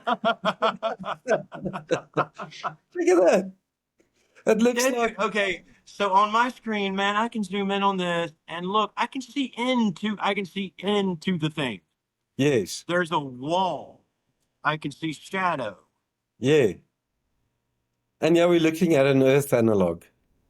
The tomb of Uki, the entrance. Dude, the Mars picture's even better. I can see in the thing in the Mars picture. But John, do me a favor. Go to the Mars solar. There he is. There's the side by side. Yeah. So Yeah. tell me, what is that gray thing on the block to the right of the entrance? Right thing on the Move your mouse to the right. Keep moving. Keep there. No, a little bit before. Just where the stone ends, looks like fibers there. I don't know if it's a trick of light. You So, see that? okay, I zoomed in, Ricardo, and that's like, it's broken off, right? So it's like a clean cleaved edge, and it's just this material broken off, like a big broken stone.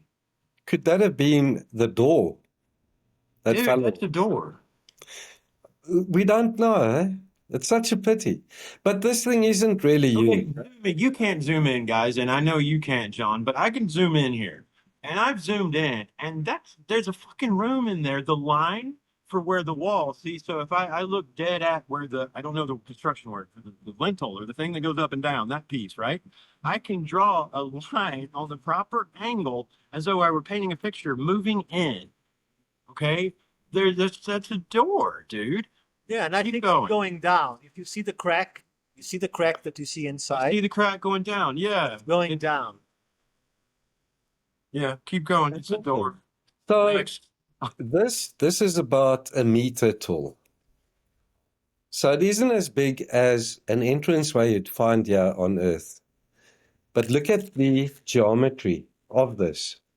It's cut into a side of a mound. Yeah, both of them flat. So, Flat planes. so yeah, a meter. So You're playing a trick on me, or somebody made a fucking door on Mars. That's where I'm at. right. Just, a regular surface on Mars, circular depressions. Check that. That's a cavern What is this? about 30 meters across. And spanning it, we've That's got the cavity with shit going over it. I see it. Yeah, that looks almost like bracing or webbing. Dude, like bridges. So I don't know what that is. Could it be organic? Or could it be bracing? And Martian Ewok. Oh, it's why that looks like I'm looking at the Ewok village from above, man. it's the layer of Sheila. That's weird. Look, all the fun conjecturing aside, look for a second and try to give me again a natural explanation for what I'm seeing. Well, and man, that what ain't I there find- unless the planet grew skin. What I find very curious is the bright thing on the top left of the image. Yeah, that bright thing has the behind it. The stone seems to have been made to go around it. Yeah. Right? It has two layers. Yeah, like tendons or tissue. Yeah. It looks something like Giga's artwork in Aliens, those movies. This funny webbing stuff. Yeah.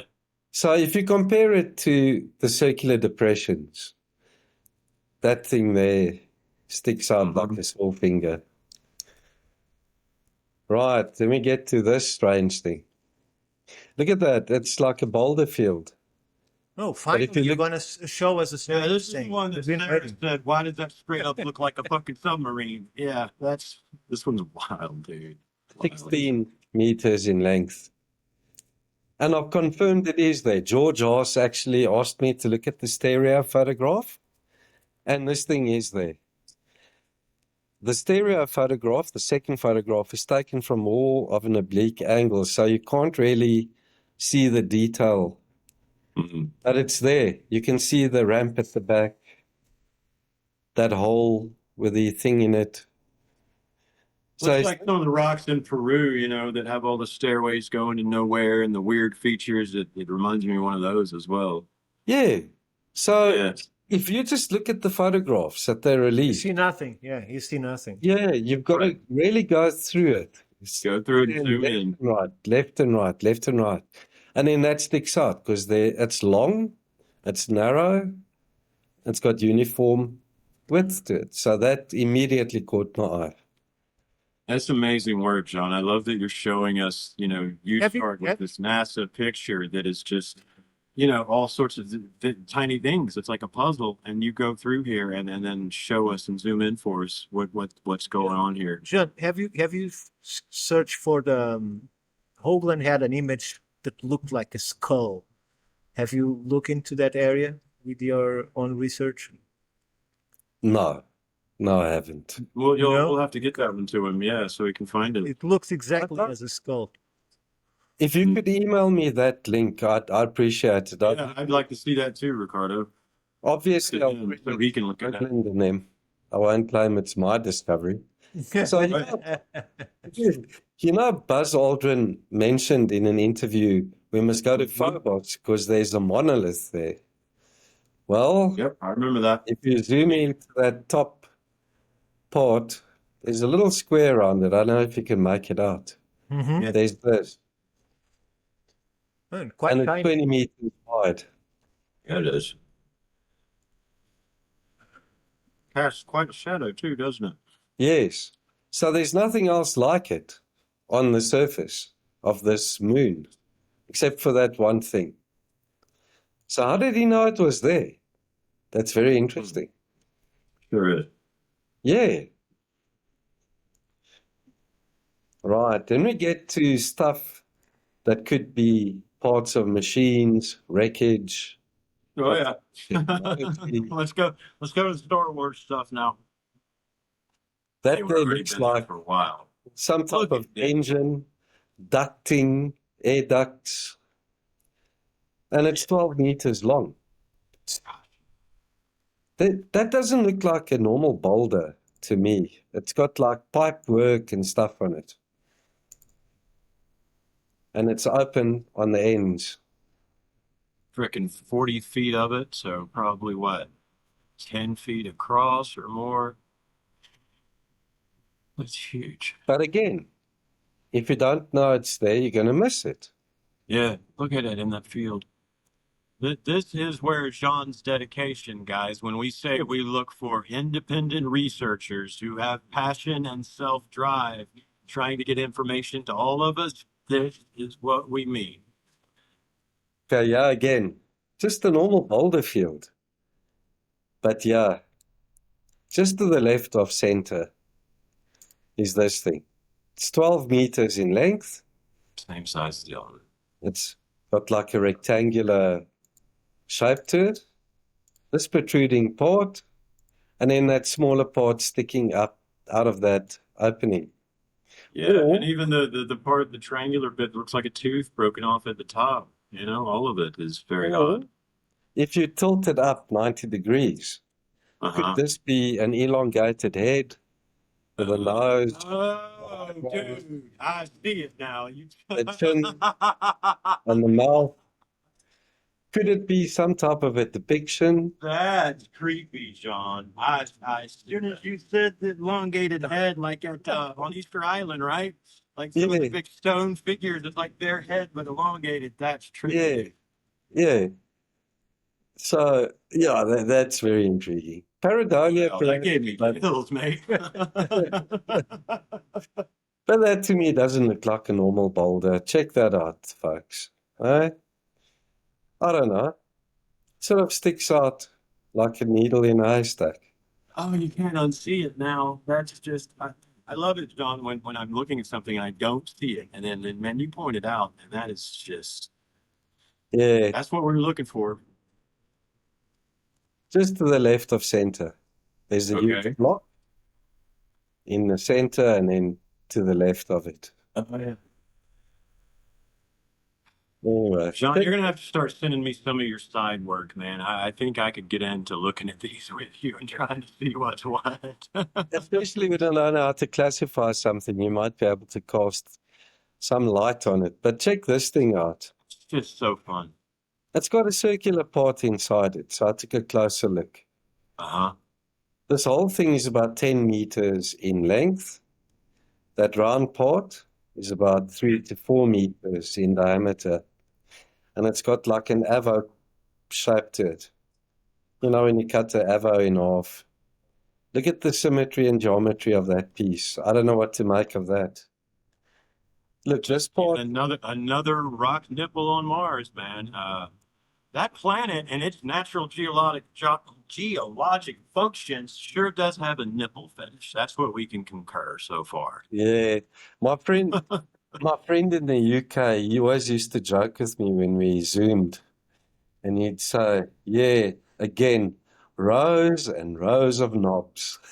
Right. Oh, yeah. But yeah, I mean, that looks very Rush Limbaugh was right. All of the elite pedos are related to Martian aliens. Just Yeah. look at their construction work. Yeah. And Oh, on this man. part, 3 lines next to each other, 3 rectangular shapes. Yeah. What the heck is that? I don't know what to make of this. It's 10 meters long, There's nothing one in the to say center. about it, except that it was something that saw some force acted upon it. Yeah, Did it you come know, in it's at a low angle and crash into the surface and left that mound? Could that be a craft of sorts? And there's that strange disc behind it. It came you in. can't. That one's not in the file you sent me, so I can't zoom in. But man, it is. It's again, it reminds me of, when I'm looking down at photos of Bimini Road or something. You can't help but see the symmetry, even on my tiny little screen. So yeah, that to me was unusual. And yeah, in the center of the image, this dome is about 8 meters long. And it's got like a skirt, what do you call it? Mm-hmm. Red Yeah, around it. yeah. Could that have been some type of huge shell that's fossilized? Enormous. Yeah, and it sticks out. There's nothing else like it here. Right. Even the stone found looks reflect differently. So A heart. Yeah. I found that to be rather odd. It looks like a huge. We need some of those rover. We need some rover pictures from there for sure. oh, look at that. Yeah, then we get to hinges. Okay, just a footnote. A lot of these discoveries I'm showing you guys weren't necessarily discovered by me. Obviously, I'd like to credit each and every one that discovered these things. But, they've been featured over and over and over again. So you lose track of who originally discovered these. Just a Long shout, discovered America, so you could discover this. So don't worry. yeah, just a shout out to the guys that originally discovered these things. If I didn't mention your name, it's not out of disrespect. It's just it gets convoluted. check this, the mound, and then on top of it, those megalithic blocks that measure about 5 meters across. It's Then like we get to that Kanowski pyramid, close to it is this. And it also consists of these boulders, megalithic blocks, huge. about 5 meters in length, a large one, arranged in sort of like a semicircular pattern with these blocks inside. So Looks like it looks a like a plateau, very ancient terrace. henge. It's like a terrace that was buried by silt. Yeah. Right, then we get to Oh, Atlantis. it's New York. Put a little water out on that one, John. Look at the geometry in these shapes. This looks like a And they huge stick up city with above the roads. surface. These aren't cracks. The grid is actually on top of the surface. Rising up from the surface. That's So insane. could these be outlines of walls, pipes? Walls, raised wiring. beds. That's crazy, dude. Yeah, Yeah, that's exactly. exactly what it is. That's what it is. Be right back. This is the temple of Nablus. It looks like ancient foundations. Yeah.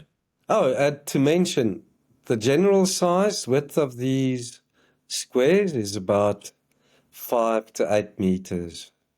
Jeez. So these are also huge. So it's not Huge like thing. typical mineral veins, and the surrounding material is eroded away and then these veins are left.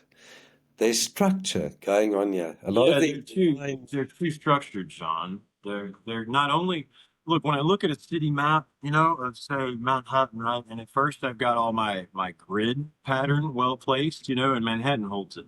But most American cities, if I look at, I'll see a grid, right, that existed originally, and then I'll see all the other sort of cut through roads and shit as it grew. That's Yeah. what I see here. I still see pattern everywhere. So a lot of these For the erosion to have happened downward, you can find probably examples in nature, right? At the cellular level or wherever, where some structures like this form, right? But not where the earth is raised and it's eroded out to it. And a lot of these lines intersect at 90 degrees and then just stop. They don't continue. Right. It's like a wall and then a line, tunk, intersecting at 90 degrees. Like you find there on the structure to the right. Lots of those walls just end abruptly against another one. And that's what we see here as well. You also get dried out lake beds and the clay cracks and it produces these funny shapes. But this is too organized. And it's huge. These things are huge. So I see it like this, John. When I'm working with these rock anomalies, I'm trying to show people, right? Another correlation to your work, man, is you look at just one of them, like we're looking at this, right? You look at one of them, and it's very wild, right? It's like this thing here. Oh, that's obviously that. But what, people might want to throw up a reason why this particular one could be natural. My thing is, you got to take the scope of the work that's being presented, right? You cannot then look at 40 anomalies, 50, 100, and try to give me reasons for each one. It's the scope of this that people, I wish they try to get their heads around. Welcome back, Ricardo. So Thank you. if we How's get the cat? Did you get fed? He's still on mute. No, I'm not. Okay. I'm not. I'm here. Oh, he had to go run water through it. Okay, yeah. And there this pattern continues. Check it out, that line intersects the other one and just stops abruptly. It doesn't continue like a fracture or something we do. Could this be salt deposits? I don't know. But Ricardo, salt would be just like the earth. I mean, erosion, if it were natural, right? What we're kind of saying is it's a wall, right? That has then sort of eroded and broken down, and it's still up above the ground, right? Okay, so if it were salt or any other sort of naturally occurring, whatever dirt-like substance, right? It would be just like all the other stuff scattered. It would have eroded together. Yeah. It'd have to be fucking metal or something, to get that way, to get the reverse process going. Because John, what is the size of this place on Mars? Okay, a square would measure between 5 to 8 meters One across. square, Yeah, average, right? yes. So, and you could easily say I've got 15 to 20 squares going across or up or down, easily. And I like how the walls abruptly stop against others. Like you Yeah. see on the structure here on Earth to the right. Correct.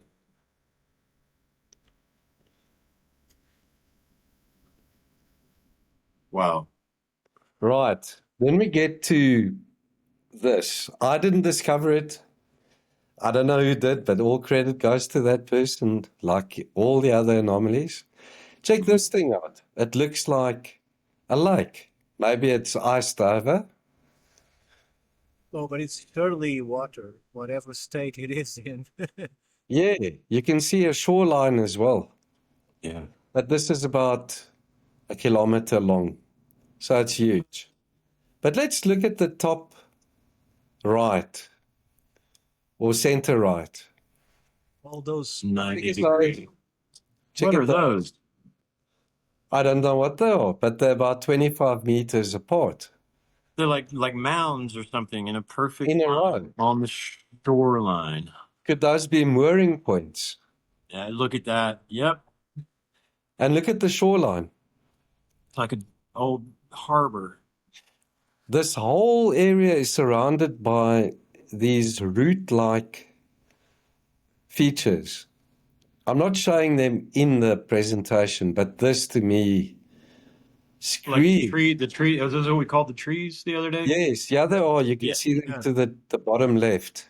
Yeah, when you zoom in on those guys, what they look like is if you, at home, baobab trees, right? If you looked at a baobab, there we go. area. Yeah. But Those are insane. what's intriguing, when you go to the high-rise photographs of these sites, it doesn't look like this. It doesn't look like this at all. It's not smooth. It doesn't have this glossy appearance. It's like sand. And it blends in with the sand around it. You don't even get these funny spidery Okay. How do you features. justify the difference? The I don't tree, know. for lack of a better term, that's just what we're terming them. because Maybe what it's they look seasonal. like. Maybe it's seasonal because this photograph was taken a long time before the high rise. So That this was is a, the this Mars. is a Viking image? No, Mars Global Surveyor, if Oh, I'm it's a correct. global surveyor. Okay. Yes. Yeah. But those are taken at reasonable resolutions. I mean, 1.5 to 3 meters per pixel. But if you look at the high-rise equivalents, to me, it doesn't make sense. Something might have been fuzzed. I'm not. Buzzed, yeah. Because in the don't previous know. image, I might be wrong, but if you go to the previous image, Uh. I think we can see through the ice into the bottom. When you zoom in on those, you can see the bottom through the haze. Ah, I see where you're going. That could be just erosion coming from the top, but I do see what you're saying. Could be Yeah. some sort of translucent ice. And that is obviously rising up off the surface right there. And Yes, in the way yes. it's spiking out, it's fucking tree. Well, 600 meters wide. if that is How many? 600 600. meters across. Oh shit. And it's very close to that lake.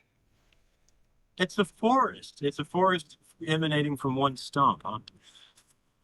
Gosh. So could this be some type of bush? What are those? What are those? What is that? They Well, call if them it is- spiders. And they say it is carbon dioxide venting, if I'm not mistaken. But that to me doesn't look like it. Yeah, we're They're looking. calling it a tree then, right? That's carbon dioxide venting is what a tree is. Doesn't it take in oxygen and put off carbon monoxide? So to the left, is a tree on Earth. I've converted this Dioxide. to black and white. Check that out. Yeah, And look at the that is carbon dioxide exiting the Well, fucking tree. in the very least, it has to be some sort of crystal that Structural something. It's rising up above the ground, and it does it has the mimic the matrix. look of organic growth. Yeah, it has the matrix of growth. Yes. Hmm. So crystalline coral, I mean, anything like that is what it echoes when you look at it. I say tree and you show tree because if it were Earth and you told me that was that, my word would be tree. We have to consider that we're talking about a planet with less gravity than Earth, so everything can grow much bigger. when there's Much less bigger. gravity. Yeah. As long as it has the nutrients to feed himself, either Sure. carbon dioxide or whatever it is that this plant feeds upon. Don't know. Yes, so the Plant, high-rise whatever it is. equivalent, the high-rise equivalent photographs of these things don't Yeah. show this level of detail. So could Okay. these things be seasonal? Oh, nice. I see what you mean. Yeah. Yeah. Or is But I- the high-rise images masked? This is what we don't know. Yeah. And by the way, I don't know if you know the whistleblower called Donna Hare. Yes. She testified in a disclosure documentary that she worked for NASA. She was an imaging specialist, and she actually saw how people were airbrushing the photographs. Yeah, I've heard that. They I have heard that about it and story. said, we airbrush these before we release them to the public. And she died in 2021, I think. Yes. So, Brian wanted to interview her because she saw NASA manipulating photographs. So I don't know. Yeah, I think it's standard knowledge now, isn't it? Because of stories Yeah. like that. I don't know how too far you want to go, and I'm not rushing because I have no deadline. But before I do hope, does this presentation show the you have the rover pictures as well, right? Coming later? Of the UAP. No, of all the strange shit on the Mars surface. Like in the one you sent me, I've got all of the pictures from the rover of the cylinders and all of the Yes. strange features down on the ground. Okay, we are getting there. I just wanted to make Yeah. sure for our audience's sake. I think we're Okay, cool. about 80% through the presentation. Yeah, But don't check hurry. this I thing. just wanted to make sure I was going to see those too. They're great. What is This that? photograph was taken at an angle. So it's not a direct down photograph. It was taken at an angle, and Yeah. that thing is sticking over the edge of this ridge line. I see that. Yeah, it's about 110 Yeah, I see that. meters wide. It's got like a metallic look to it with these dark, Yeah, like a little landing port or whatever is sticking out from it. Yeah, I see it. these dark open windows. Could it be an observation post Right. sticking out over this valley? Yeah. The high-rise photographs taken from above, again, don't show detail. Right. But in another Mars Global Surveyor photograph, taken a year later, that thing is there as well. It definitely is there because NASA claimed this is an artifact of the camera. But it was confirmed by Thomas Mikey Jensen that it is there. Mm. Right, then we get to this huge opening on the side of a mound. It's 820 meters wide, that opening. Look at that darker material. Was it ejected out of the opening? Look at that. That's a big It hole. doesn't look like a normal lava tube or, could that be an opening in a buried structure? Yeah, it's huge for sure. Definitely a hole. You don't see this often on Mars.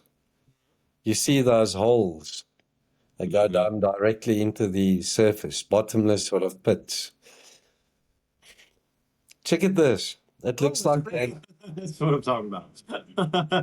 It's got segments on it. Leaning up. That it sure does. Yeah. And a little stick of rebar sticking up. I mean, it's insane, man. Then this, it looks almost like a sarcophagus. It does. It does. Or the hypogeum that I mentioned earlier, that reminds me of like a piece of the inside of it, you know? Man. Okay, these are the rover photographs you're looking at now. Yeah, these are crazy guys from down on the ground. See, look at this. This one I've got in front of me soon. That, The I could image, say it looked like Gaza right now, but that might have, you know, set some people off. But it looks just like you're looking at a construction zone that somebody put a bomb in. yeah, it looks like rusted metal. The insert is Precisely. actual rusted metal photographed here on Earth. Look at the same sort of edges. It looks So what rusted. NASA says about this? Nothing. Mineral deposits, as far as I can remember. Mineral deposits. Yes.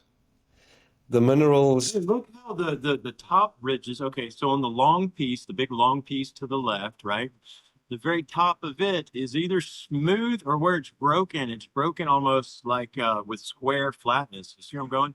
Now, if I come over to this piece that's jutting out towards me, it looks much more ripped and melted. I mean, it's not the same process repeating is where I'm going if you're trying to tell me it's natural. Well, if you believe that you could put a car all into pieces and then throw all of those pieces in the air, and when they fall down, the car would be assembled again, then Sure. you could look at this and say, "Oh yes, it's mineral deposit." Like Yeah, well, Johnny Cash, one piece at a time, we managed to act like NASA and fool the entire population. And we told them that this was mineral deposit, and they all went, Yeah. bullshit. Layers of minerals, and then No. softer material, and then another layer of mineral, and then the softer material erodes away, and then you're left with this grid type of thing. But that to me looks like Look, Jeff, rusted all metal. I'm saying is, I understand the proposition of a metal and a mineral deposit because they cannot explain it other way. But I Sure. think in the odds of in the odds of what it is, there is a much bigger chance that this is a non-natural feature than it is a mineral deposit, right? Because when we look at it, it's much more logical that it is something non-natural than a mineral deposit. I'm not saying it isn't a mineral deposit. I'm just saying the odds of that are much smaller than that is an artificial object. Yeah. Yeah. I mean, again, we are just looking at pictures. You know, if you even want to try to pull it back, right? And that, guys, I have a hard time trying to pull it back. You know what I mean? Look, I can look at the left there and I can go, okay, if I just look at that crack going through the middle, I can go, all right, I got cracked mud. Fine, right? But then I go over to my right and I have bent sheet metal. Okay? It's not just, you just That's can't do it. It's almost You like can't. concrete or plaster Yeah. covering this sheet metal. But until we go stand next to this thing and we can touch this and look at it, we can only speculate what these things are, right? What are you doing next Wednesday? Can go there. Right. Yeah, yeah. Look, like I always say, Elon's not going to Mars. He's just going back. You know, it's Now, tell me that is a natural rock. right. Look at that, 90-degree angle, uniform thickness. Uniform thickness. It looks like Even the broken pieces around it look like broken shards of something, you know? Yes. Dude. This That is what to I'm me- saying, audience at home. Please look at this and just this one. I mean, this is the rover. It's right there with it. And describe to me how this occurred through natural processes. Just this one, let alone the other 2 hours of material we've been meticulously going through with Sean. You know, look at, gosh. these blocks. Look at that there, the ridge line.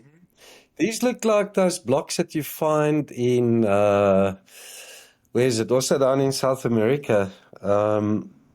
They've got these blocks lying all over the place.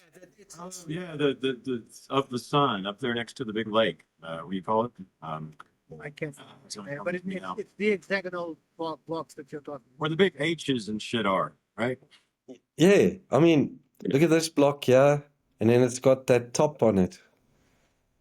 Yeah, it looks like you're on an archaeological mission in Egypt or somewhere Yeah. in the Middle East. Yeah. Block there, block here, block there. Look at this thing. This one's cool. Yeah, the little pipe got a tube. sticking out of it. It's got a pipe sticking out. It does. Tim Saunders, who presented this in that Blue Planet Red documentary, actually built a 3D model of this thing. Yeah. And he did an experiment to see what would happen to metal if it was exposed to CO2 for extended periods of time. And it also erodes away like this, like the rust that I showed you previously. Yeah. So he reckons this could have been metal. He says this could have been iron or metal. But look at that. What process in nature puts a pipe on the side of a rock? Done. Yes. Well, to me, that looks like the entrance to an underground base. Right. Shafts. Blown up. Yeah, okay. The perfect circle coming out of those horizontal lines, right? Where it's just And the circular top that appears to be like a Yeah, lid. like a hatch. Mm. Yep, I see. That pipe is about 10 to 12 centimeters in diameter, roughly speaking. It's difficult to Mineral tell. You deposit, can't right? really. Yeah, it's a mineral deposit. Look at the surrounding rocks and boulders. That's an iron concretion, Ricardo, just like the ones in Mentone. It's just totally fucking natural. And then this pipe. Now that is definitely a pipe, bro. Yeah, it's That's diameter. either a fake image or it's a fucking pipe. That's what I meant with this image. Sorry. It's also about 10, 12 centimeters in diameter. And look at it. It's a different color to any of the rocks and boulders around. Material. Doesn't belong. No, it looks like a piece of pipe and it's partially covered in sand. Yeah. So it's not a cone. It's actually covered in sand to the top right. Right, exactly. Yeah, it's like it's lying in a little dew. Buried pipe. Yeah. Yeah. Okay, this was discovered by Thomas Mikey Jensen, those two wheels. Look at that, yeah. It almost looks like a giant wheels, or it almost looks like that's a giant piece of stone, and it's sort of hollowed out on the one in the furthest background, the wheel, and then the one below it protrudes. No, Jason, we are a factual program. That is a mineral deposit. Correct, Ricardo. That is a combination of mineral deposits and iron concretions working on Mars with some very fucking effective wind. I Yeah. didn't know they had that on Mars. It's fucking diabolical, that wind. They can carve better than Da Vinci. Look at that circular part in the middle. Yeah, in the middle. Yeah, that's what I was looking at. It's got a little port. Yep. Perfectly symmetrical wheel.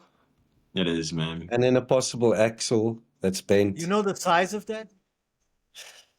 No. It's very, very far off in this panoramic photograph. I can't say how big it is, guys. Because it looks like something that would have a pin in the middle. It does. Like something that would grab a door or something like that. Yeah, if I was Megalithic door hinge. That's it. to estimate the size, I'd put it at about a half a meter in diameter. It's a huge door for a hinge. The hinge is half a meter. Yeah. And then to the left. Whoa. That thing is about 15 centimeters long, roughly. This one in my program either. What in the world is that? It's got these nubs on it. It looks like a little 15 totem. centimeters or meters. Dude. Yeah, 15 to 20 centimeters. Dude. Very small. That- Yeah. A little totem. But look, Yeah, I've speechless, and that's an achievement, John. There's nothing to say about that other than to say it's not natural. Okay, I didn't discover this. Whoever did, all credit to you. But look at those four things. They're equally spaced, equidistant, Mm-hmm. uniform width to that rectangular part. That is awesome. That's awesome, is what that is, dude. That's awesome. Yeah, That's like that's- walking around in Lord of the Rings or something, man. There's someone Yeah. petrified in there. And then I took a closer look at the so-called woman statue on Mars. What is this Many thing? people speculated that's a Sasquatch. And It it's, does kind of look like a Bigfoot, doesn't it? yeah, and they say it's about, Bigfoot on Mars. This is priceless. they Okay, but reckon it, all right, so we're laughing, but come on, it almost looks like melted sheets of metal or something. Statue. it looks like a woman. It with her does. arm, and Yeah, there was something on her lap that she was holding like this. It could yeah. be a little statue. That there's only about 20 centimeters tall, and it's not 2 meters tall, like people were speculating. It's Very small. small. Very small. Yeah, Yeah, it looks like you can even see her eyes and her nose. yeah. I don't know, dudes. I don't know what that is. And you That- said what, 2 meters? So that would be like No, no, statue 20 size? 20 Oh, centimeters. 20 centimeters. Okay. Yeah, when people first saw it, they said it's a Sasquatch, and it's huge. It's 2 meters tall or something like Oh, that. But it, Right. You are a big dude, so that statue is smaller than your palm open. This is 22 centimeters. Got it. Okay, so yeah, smaller than your hand. This is teeny. it's about this big. Exactly. And then we get to wreckage, potential wreckage, sheet metal wreckage. Check out that part there. Looks like it's been ripped, bent. That's crazy. It's crazy. This part here, to the left. I mean, both of them, right? I've got the curvature. The one on the bottom left, reminds me of some of like the melted, I call it stone, I see from North Alabama. But man, And the then- top one is some sort of metal. And this one here, it looks like a pipe, elbow joint, Yeah. sticking out. And it's ripped over here to the left. You can still see that part Yeah. bending in to that open rip. This too looks as if it's ripped away from that hole. Yeah. I mean, I can see where it looks like an in port and an out port on the other side almost.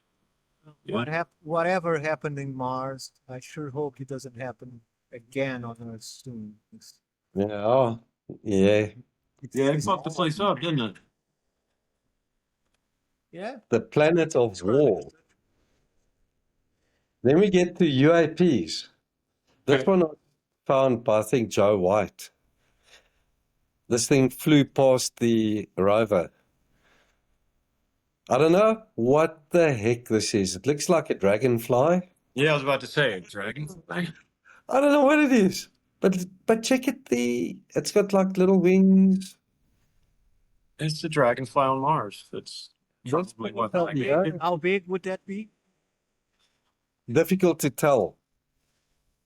The rovers, you can't really tell how far things are from the rover unless you go to the analyst's notebook where they had stereo photographs, and then they used mathematics And that your- there was a grid that you actually can go and measure. In your opinion, why would it have such different reflection probability? Got a tongue roll here. Properties. Properties. What Propeller? properties? Why it has such reflective? I gotta go different. pee. I'll be right back. Okay. Okay, sure, Jason. Look at this part at the bottom. It could be moving like a wing, and it's blurry, or it's transparent. But the object itself, I don't know what color it could be, because this is grayscale. That could be a dark blue, it could be purple, any color. I don't know. Sure. Some sort But of probe. look at the symmetry in this thing. Yeah, looks like a probe of some kind. Yeah. And Joe reckons that's insect size, Hmm. like your hand, as big as your hand. Sure. And in this thing, Joe White and I discovered this on the same day. But check Well, it out. Also, similar, but in a different angle. yeah, is this a light beam, a laser that's being fired, or is it a contrail that's being left by this craft flying up past the rover? Look at that triangle there. But this doesn't look like a typical lens flare that you get, you know? Or a dead pixel on the It CCD. would be much bigger than a hand. This, I don't know. It could be way out on the horizon, Sure, that's or it could be closer. I can't tell, but look at that. What are the chances of that being a lens flare or dead pixels or Minimal. solar radiation on the CCD, cosmic ray very burst? slim. Minimal.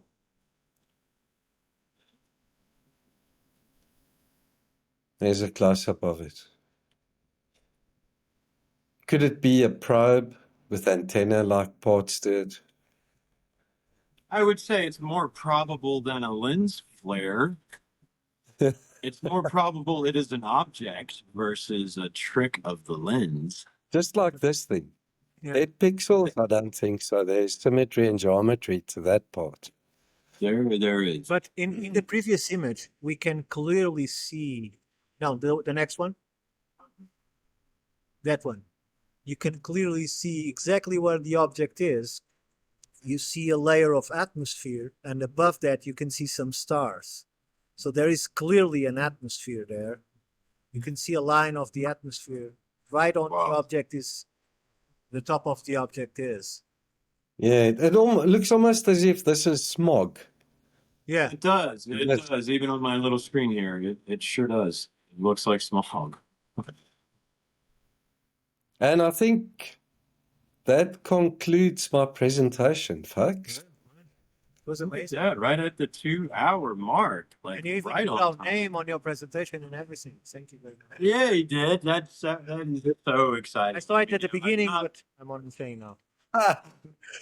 Look, I'm not, playing up my excitement for the camera. I mean, when I first started doing this stuff with you over in Mike and Dave's, I remember one of the jokes we even started in the chat was, all right, we're going to start Mike and Dave's Search for Atlantis on Mars board game. If you can find Atlantis before we find it on Earth, you win. It was, this really is just, look, not only so much fun, John, but to me, so valuable. Okay, we've had a lot of fun here today looking at your work and what it's brought to us.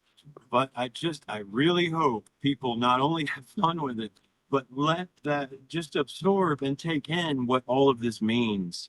Okay, just look at a few of these pictures and give me reasons other than the action of an intelligent force, right? Mm. I don't see it, John. I know we're speculating a lot here, but also just as I have learned here on Earth, walking myself out of narrative blindness, right? That was such a hard-fought battle, and there's still so many we have to help get out of it. I'm not inclined to argue with what I see in front of my eyes, man. Because I learned here on Earth, what I see in front of my eyes doesn't gel with what a lot of other people see, and that's okay because they've got a narrative that told them it's not possible, so they'll reach anywhere to try to explain it, right? But when you watch 2 hours of John showing you these pictures over and over and over again, you are left swamped with your inability to explain them. Yeah, and that's just the tip of the iceberg. Sure. I've That's what Dave said to me, man, this morning. I sent him a text. Look, I'm up at like 6 and I'm looking at your pictures. And the first thing I got to start sharing them. I'm like, this is live on Mars. I send them to Dave and Dave just comes back. That's just the tip of the berg, man. I've got thousands of discoveries on my megalithicmars.com blog, on X, Jean Ward Mars, and on YouTube, Jean Ward. So people are welcome to go and check those out. And when you get And as up with Mars, Say again, Ricardo? When you get fed up with Mars, you can go to the moon and you'll find exactly the same thing on the moon. Yes, yes. Right. I'm actually working with a guy called Max, and he found huge rectangular blocks, megaliths or structures on the moon as well. Lots of other things. I'm not going to say too much.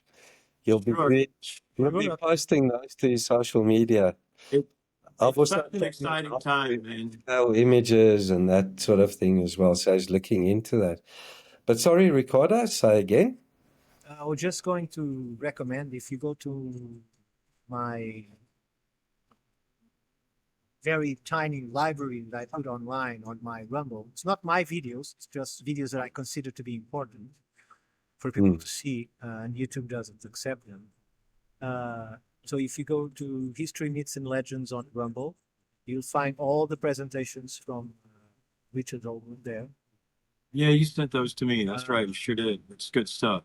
And I think it will give you a boost onto your own ideas, how they, all those years back then, 25 years ago, were trying to decipher these things. Because he has one presentation is dedicated to Mars, another to the moon, and another one connects all of the three together, including the Earth. That is the most recent one. And the things that you showed me resonate completely to what they were starting to find there. The difference on the moon is we have the spike, that is this enormous tower that is probably higher than 3 miles. Backside. Yeah. We have the remains of the huge dome that is more vast than we can comprehend.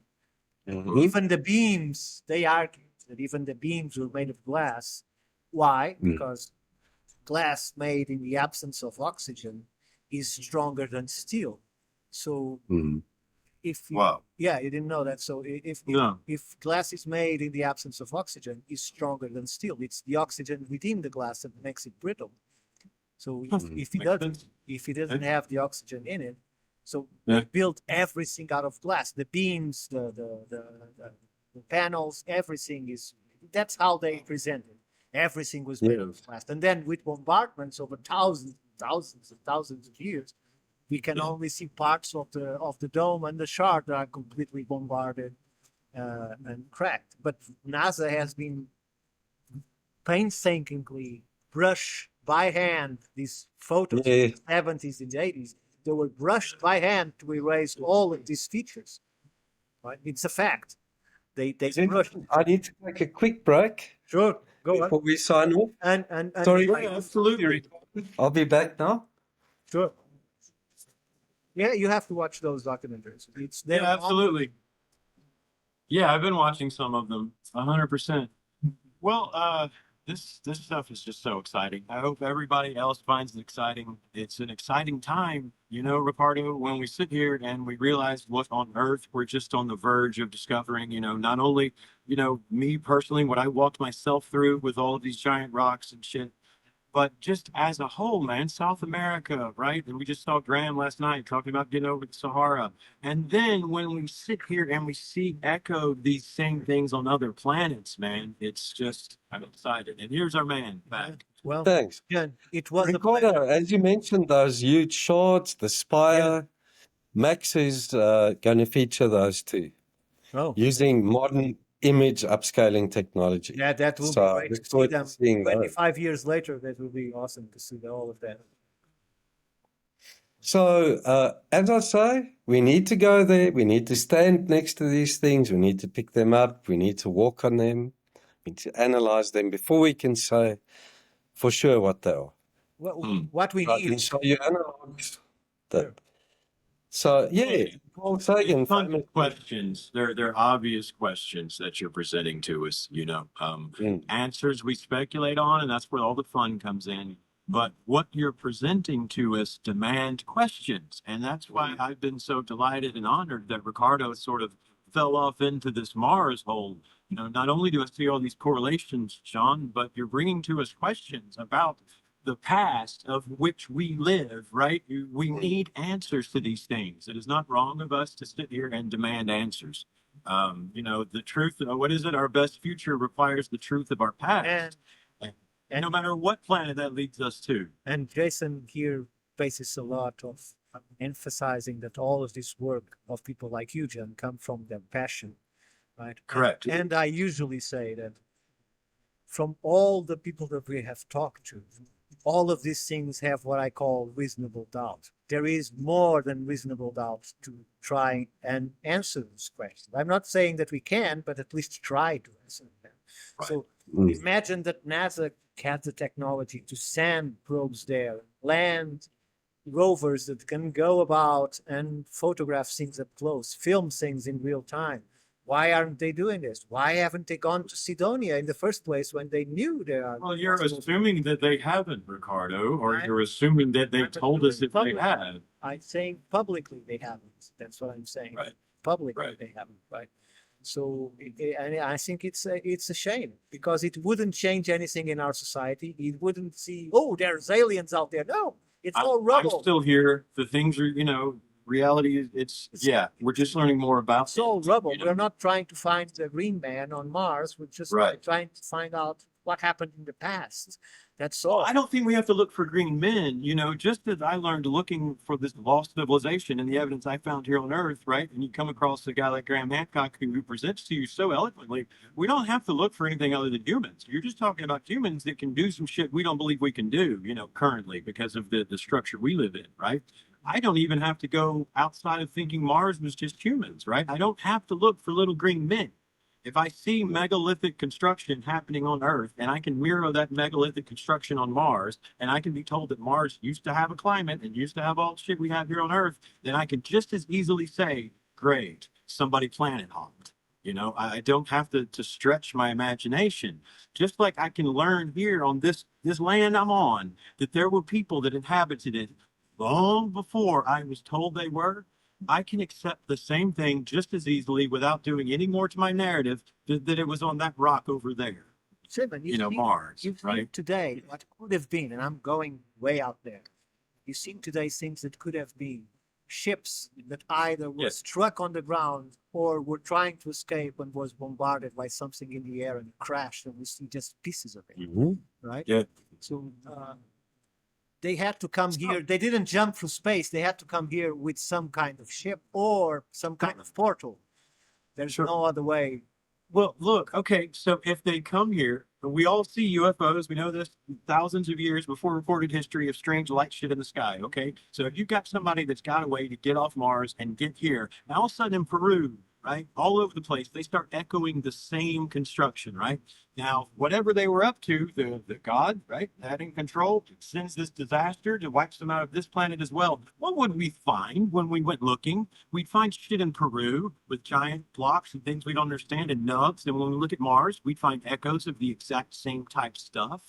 And not We're only not that, stretching credulity when we just objectively look at the facts in front of us to assume that whatever force put this megalithic construction here could have been the exact same that did it there a billion years before. So what was destroyed in Atlantis was what had been destroyed on Mars. It's not a leap. and it doesn't matter how evolved you are after suffering such cataclysm, right? When you go to another planet, where do you want to put your bases on as Underground. high as possible? So you go to these places in high Peru and you In the mountains, yes. you build as high as possible, right? Because True. you are still traumatized. I don't want to see the ocean coming at me again, Right. right? So Right. there. Well, or some of them go underground, just like we've been told. We've got undersea bases. Representative Tim Burchett from Tennessee is busy telling us all. We have USOs, right? So if they came from Mars, and let's say it was that big plasma discharge or whatever, some huge disaster, right? They come to Earth. What are they going to do? They're going to go underground. They're going to go underwater, right? And so what would we have? We'd have all these stories of USOs and strange flying technology and lights in the sky, right? But they'd be hiding themselves from everything that's going on up here. So it makes sense as long as you'll just wipe away a few false narratives, in my opinion. I don't know, though. I'm sure Just a crazy long-haired dude in front of a skull. I don't know what I'm talking about. Before we have to invite John to dinner. Yeah, I'd love to. I'll come visit you there in the We States. gotta get you out of South Africa, bro. No doubt. But before we end, I just want to quote, well, loosely quote what Carl Sagan said. He said, if you're looking for signs of intelligent life, look at the geometry of their structures. So I'm sure if he was still alive, he would freak out if he sees this stuff. Absolutely. And I mean, Well, Occam's razor absolutely. also. It's the geometry, man. The And mission is the correct one.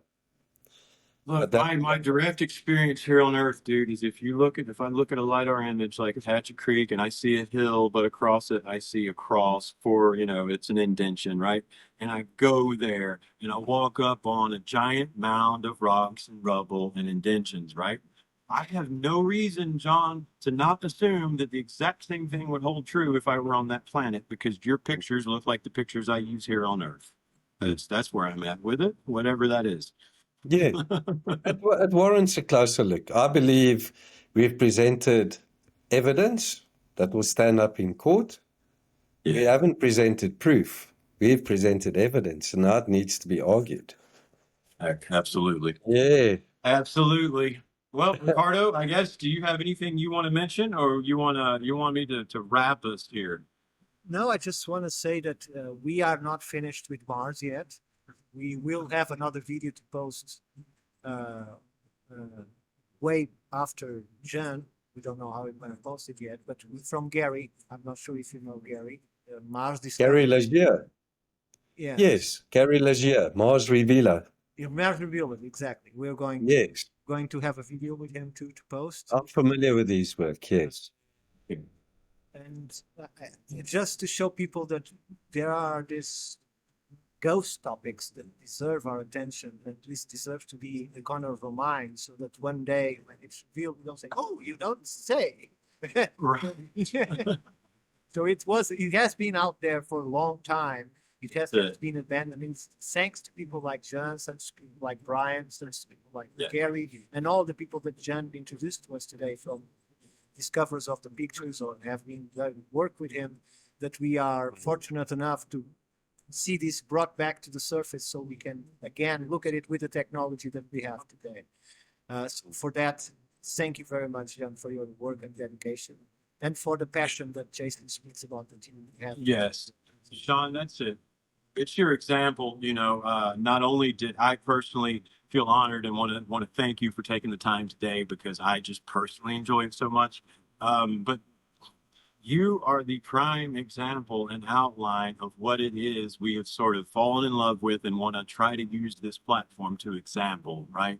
Is that in this world, we are presented with a lot of information, be it true or false. A lot of it is not correct, right?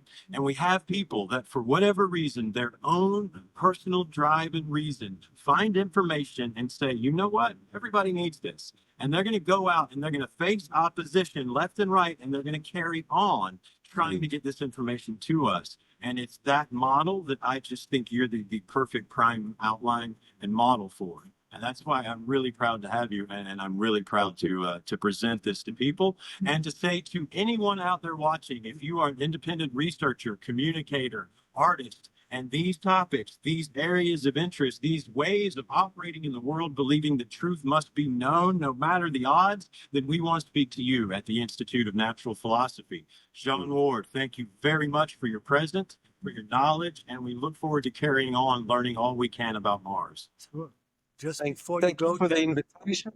And I'm honored. Thank you very much. Huge compliment. Thank you. Thank you. John, before we finish, just tell us where people can find you once more. Okay. On YouTube, at Jean Ward. On X, Jean Ward Mars, and megalithicmars.com. Thanks very much. We'll put all of that, find all of those links in the description below this video.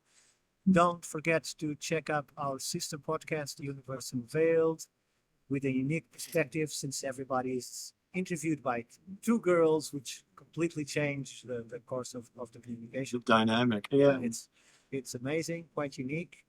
And I think it's all for us. Jason, just remember where they can find you. I am Ricardo Calvin 1 at X, History, Myths and Legends on YouTube, and of course, Institute for Natural Philosophy on YouTube and on X too. So thank you very much for being here. Jason Huffman, Shaman 711, YouTube and X. On X, that's Shaman11_.